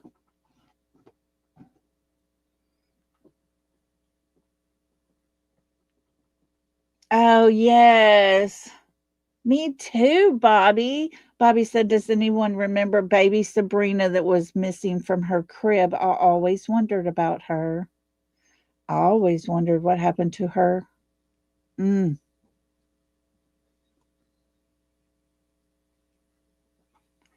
So many kids just disappear. So many cases just set out there. Look at John Benet Ramsey's case in the circus it became. There's a lot of cold cases out there. I might just, like I said, travel with a friend. Take y'all with me. Do that for a while. The other night on my birthday stream, I had so much fun. Not that it was my birthday, but just because we weren't doing crap. Not true crime, not worried about who's saying what. I didn't care if somebody wanted to clip me singing Mustang Sally. Let them clip. I don't care. It had nothing to do with missing kids. It had nothing to do with anybody but me at that moment. And I enjoyed it. And I think you guys enjoyed it too. We didn't have the large numbered crowds, but we didn't care. It's good. It was fun. It was relaxing. And I'm telling you, that's probably one of the best ones that I've gone and done. Want to be sleuthing? I have no idea. No idea. I know he ghosted me about a year ago. I have no clue what I did. Just ghosted me. And then put that out there, what, a week ago, last week before? I'm putting out false information. And then calls the person I talked to get my information. Yeah, okay. Make that one make sense, right?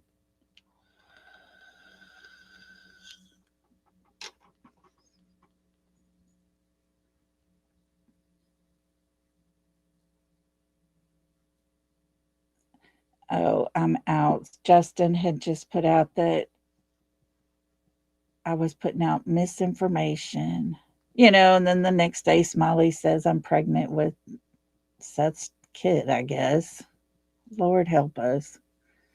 What has this world come to when I'm pretty much down to the only person that goes live about Sebastian every single day? You guys asked me to do that. I gave you my word. I would do exactly just that. We're going to cover Sebastian. We're going to keep doing it every single day.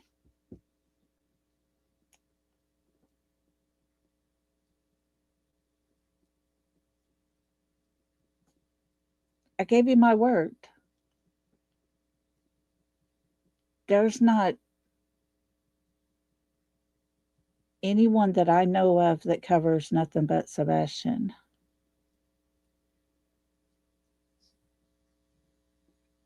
And that's okay. I'm not saying that there's anything wrong with it. I'm just saying I'm doing my best over here. Oh, Bobby. Mm. Email me, Bobby. Thank you, Jacqueline. And I love being here with you guys. I love that we can talk about Sebastian. Yeah, they got threatened. I got threatened. I'm not stopping. Not going to stop. They could threaten me all they want to. I don't care. There's a thing in this world called I have rights.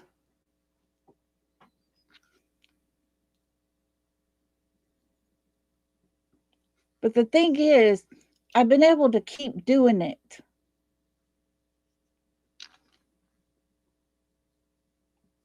I've been able to keep doing it. He was either carried out or he did not make it home, cat lady. It's only down to one of those two. They either carried him out by hand in a car or he didn't make it home.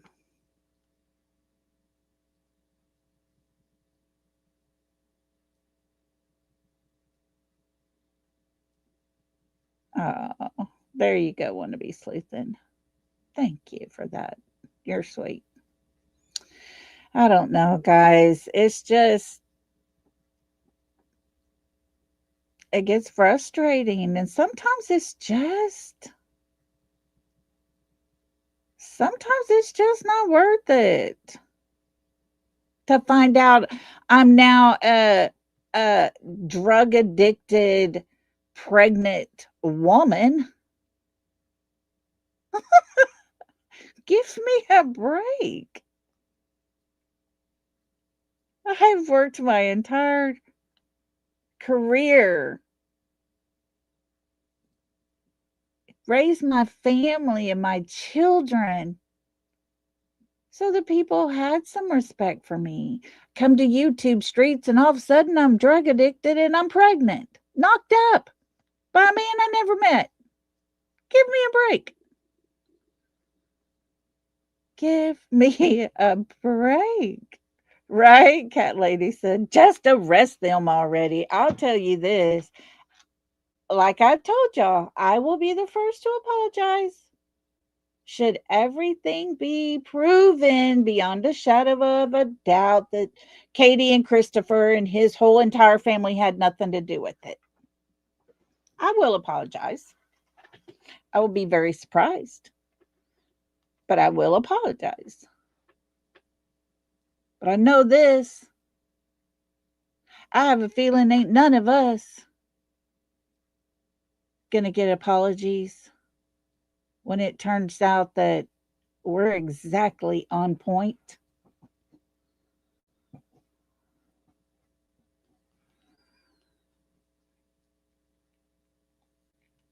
You know what I'm saying? I think there's going to be some people really surprised. Yeah, Cat Lady, happy birthday to Summer Moon Utah Wells. That sweet little girl. Another birthday of not knowing where she is. It's just not right. Hey, Kylie. We played her little song in the beginning and acknowledged her birthday. So, yeah. Hopefully, Sebastian won't have to go through another birthday. Nobody knows where he's at. Hopefully, he will be found. This will be the year.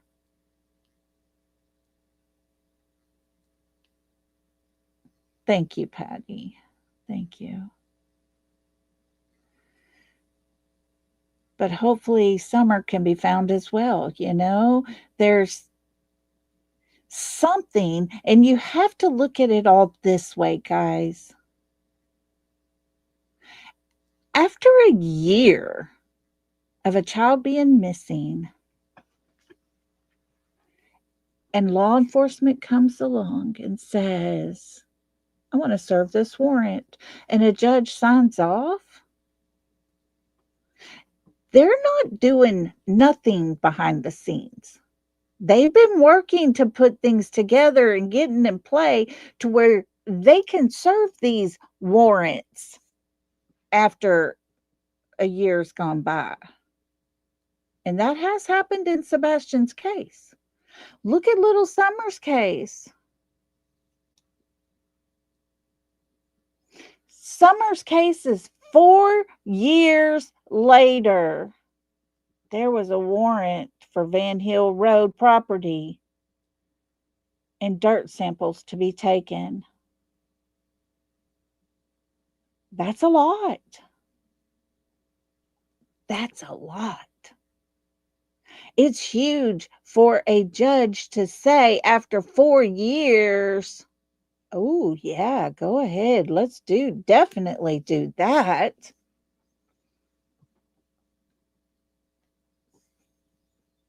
So we got to keep our mind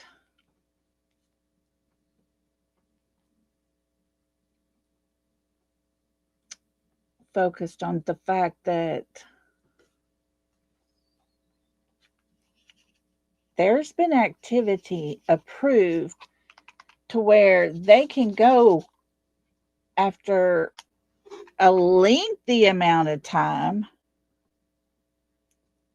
and move on a warrant.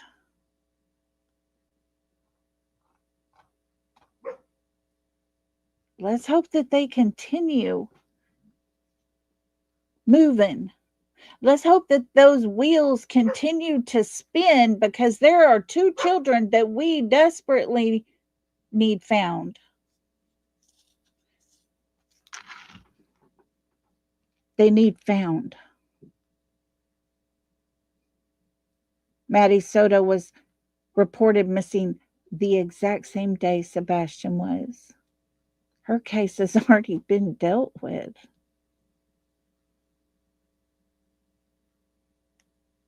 And here we have games being played, complete deception overtaking his whole entire case. Something's not right here. It's time to stop the games. It's time to stop, because somebody on these streets are going to end up getting hurt in a very bad way, and people on YouTube are going to pay the price. They think they're going to have nothing to do with it, but they will. And it's funny because we're all being listened to. Every time Sebastian's name is talked about, our streams are listened to. They always have been.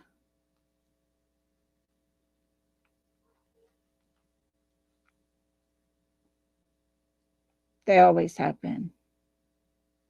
Like it or not, it's the way it is, because Sebastian's case has turned into a complete crap show. And his mother and his stepfather are participating in the crap. And his father has a reaction to it. And we all come on here every day and talk about this child. It's time for him to be found. And I don't know how to make that happen. Until the money stops, huh, Cecilia? Yeah.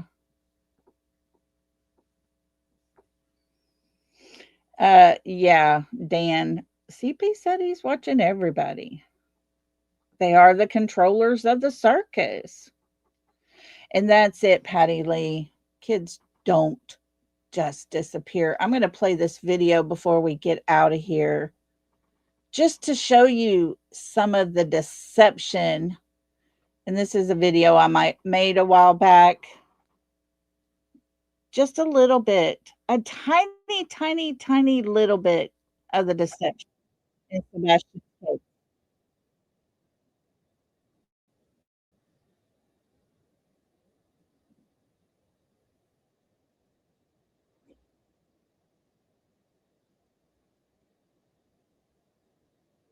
Polygraph, and I was told directly by law enforcement, because of my whereabouts, I did not need one. I understand. Miss Proudfoot, did you pass your polygraph? I did. This. Should I believe him or my lying ears that he has never taken a polygraph before? Didn't he tell us that? That's what he said. He told you that. Okay. Dave Mack, crimeonline.com investigative reporter, did he not tell another outlet he had already taken a polygraph and passed it? Yep, he sure did. He exact words. Explain, He said somebody please. asked. He did interviews. He did a number of interviews, Nancy. When and in this one particular, asked about, have you taken a polygraph? He said somebody asked the question. This is a direct quote. Was a polygraph taken and has it been passed? Yes. I didn't specify who or when, but what I can tell you, everything has been vetted completely. Polygraphs have come back as passed. So I'm confused as in why they're all wondering if myself, my wife, and the biological father took one. Exact words. That's what he said. Yeah. Also, at the same time, I was also offered a polygraph from TBI to take, and I took the TBI polygraph. No disrespect to anybody else out there that's prolificer. Remember when we were talking about just recently about the deception and making himself look good? They don't know anything about the case. So, I mean, you can ask whatever questions you want to ask to get you a baseline or whatever, and then, you know, there's a lot of things that go into asking those questions. You just can't just randomly ask a question and expect it to be a yes or a no question. There's also a reason that about Nancy Grace. I mean, I would not have stood up in that show allowing somebody to address me like she did, because that was a full-on investigation. Like she interrogated you guys. That But wasn't you an gotta- interview. But what is, so look at Nancy's Grace show for what it is. You know, what is her job? Her job is not to sit there and worry about the questions that she gets, that she asks me. That's not what her job is. Yeah. Her job is to bring in the ratings and bring in the audience. Yep. So however they need to do that is what they do. Nancy Well, Grace is the original tragedy pimp.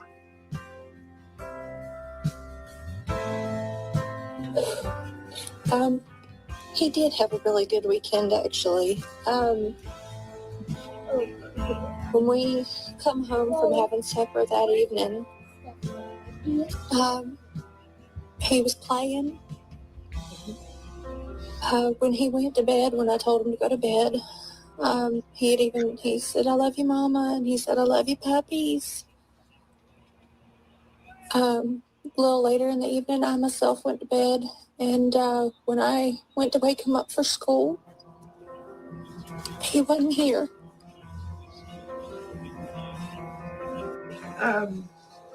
We got home. Everything was pretty normal. He was playing in his room. When I told him to go to bed, he did. He said, "Good night, Mom. I love you." Say goodnight to his puppies. A little bit later, I wound up going to bed, and when I woke him up for school, he wasn't there. You, the night, Sunday night, when you said there was a noise, what type of noise do you think that was that you heard?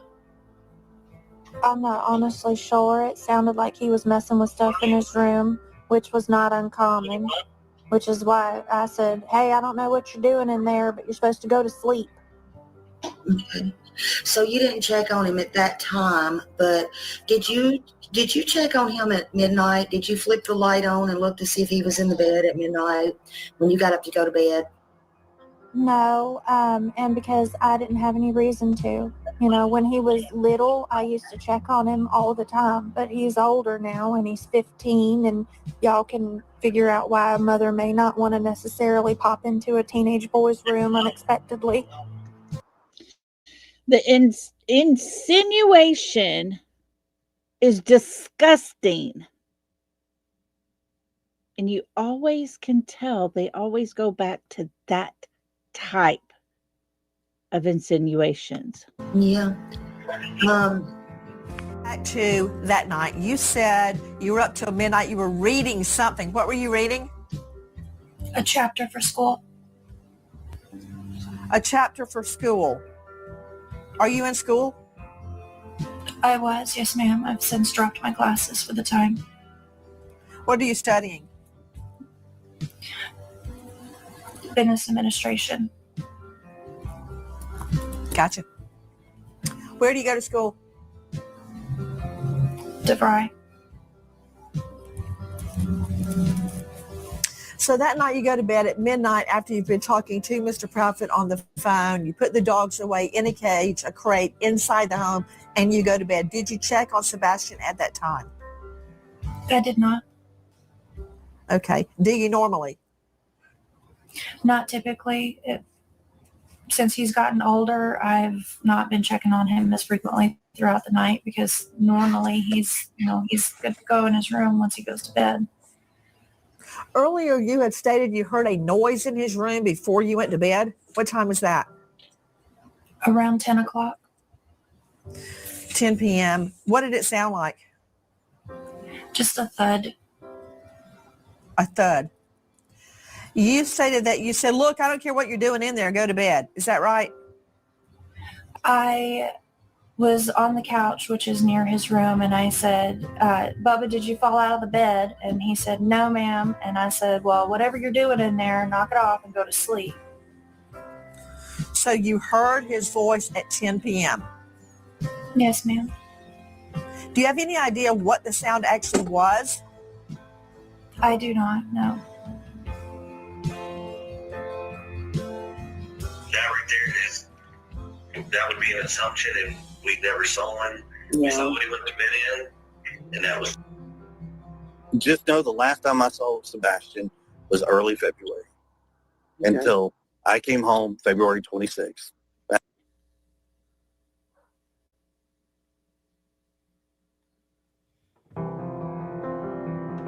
Children do not vanish into thin air on their own. Someone else has to be involved. So it's not about Seth. It's not about KK. It's not about Edgar. It's about get your ass out there and do it anyways. That's what it's about.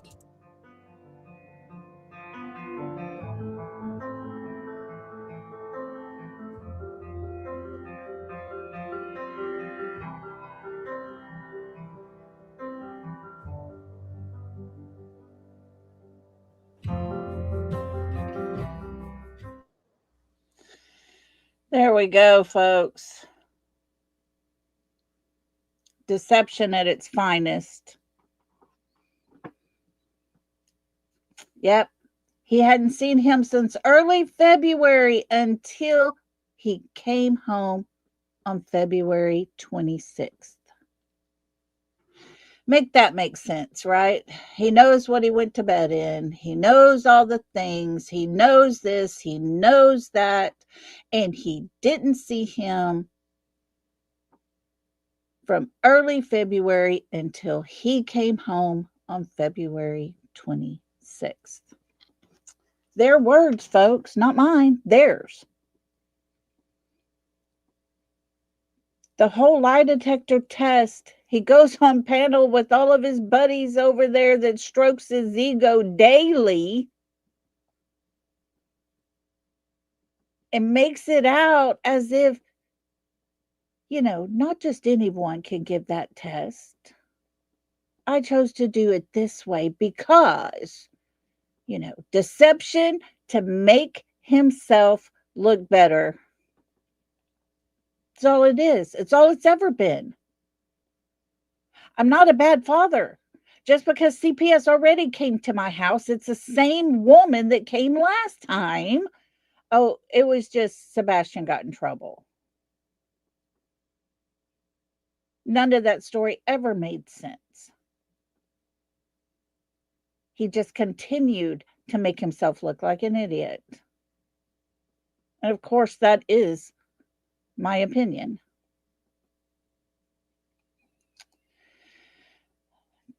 Deception, man. It's all over Sebastian's case.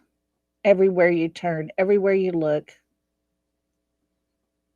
it's just wrong. Like Barris had just said, a child, children, they do not just vanish.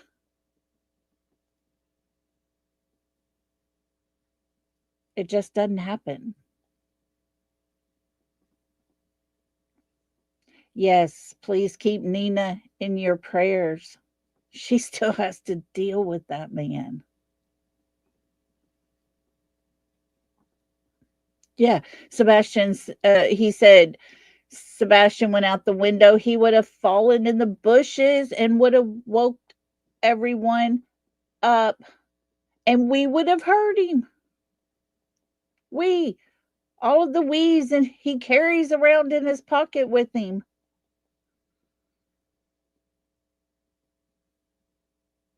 Then everything's done and twisted around so that he looks a little better. It's absolutely sad. But what about Sebastian? What about Sebastian? How is Sebastian feeling about now? I'm sorry, but when he made the comment of them going to that teacher's meeting and Sebastian was walking down the hall having this conversation with this girl, and he looked at Chris and realized he shouldn't be talking to that girl. I tells you, Sebastian couldn't do nothing right in Chris's eyes. They kept him so locked down that if he is alive somewhere and they are having him stay in a certain particular place, he is probably so isolated from the world, it's unreal. But it might not be any different than what he's been living, huh? According to what Seth told us not too long ago, we just listened to it last week, I think it was, in all of the counselors' reports, it all stated Sebastian stayed in his room most of the time.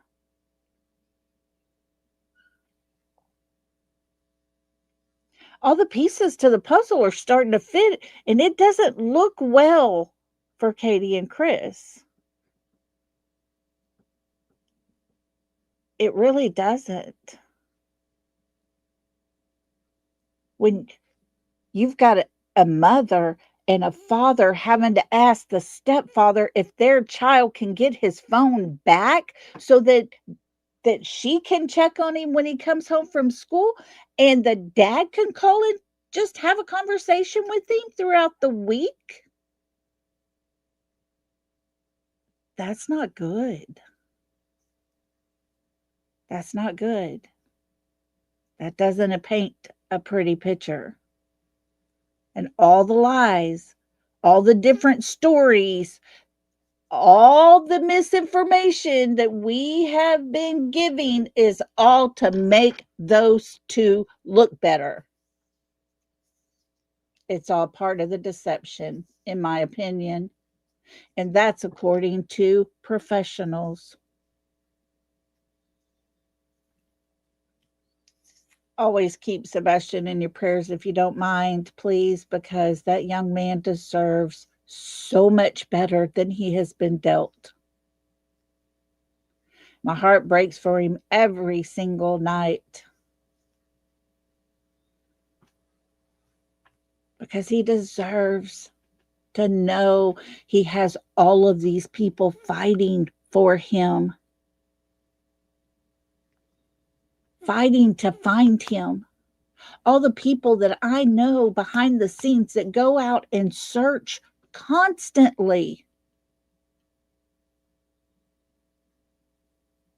People care. And people aren't afraid.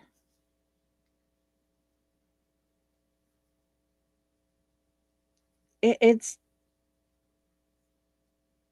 a case where you never ever heard of so many lawsuits in your entire lifetime.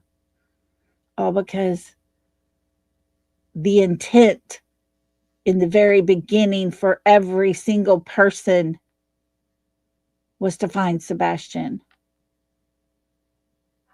And all the deception that has been thrown into this case, even by their own PI, has created a void so deep that the Grand Canyon is starting to look like just a little creek. It's how out of control stupid it's all gotten. And I just don't get it. I'm not going to play a game with a child's life. I would never play a game with my grandchildren's life. I would never play a game with a child's life, ever. Guys, if y'all would, come on back tomorrow and join me again tomorrow because we're going to do it all over again. We'll find some more stuff to talk about, go over, listen to, all the things. But in the meantime, be safe out on these streets. Be cautious. Because just because we expect people to be completely honest, there's not a lot of honesty being pushed around out there. And it's sad to say that. Very, very sad. But unfortunately, it's very true.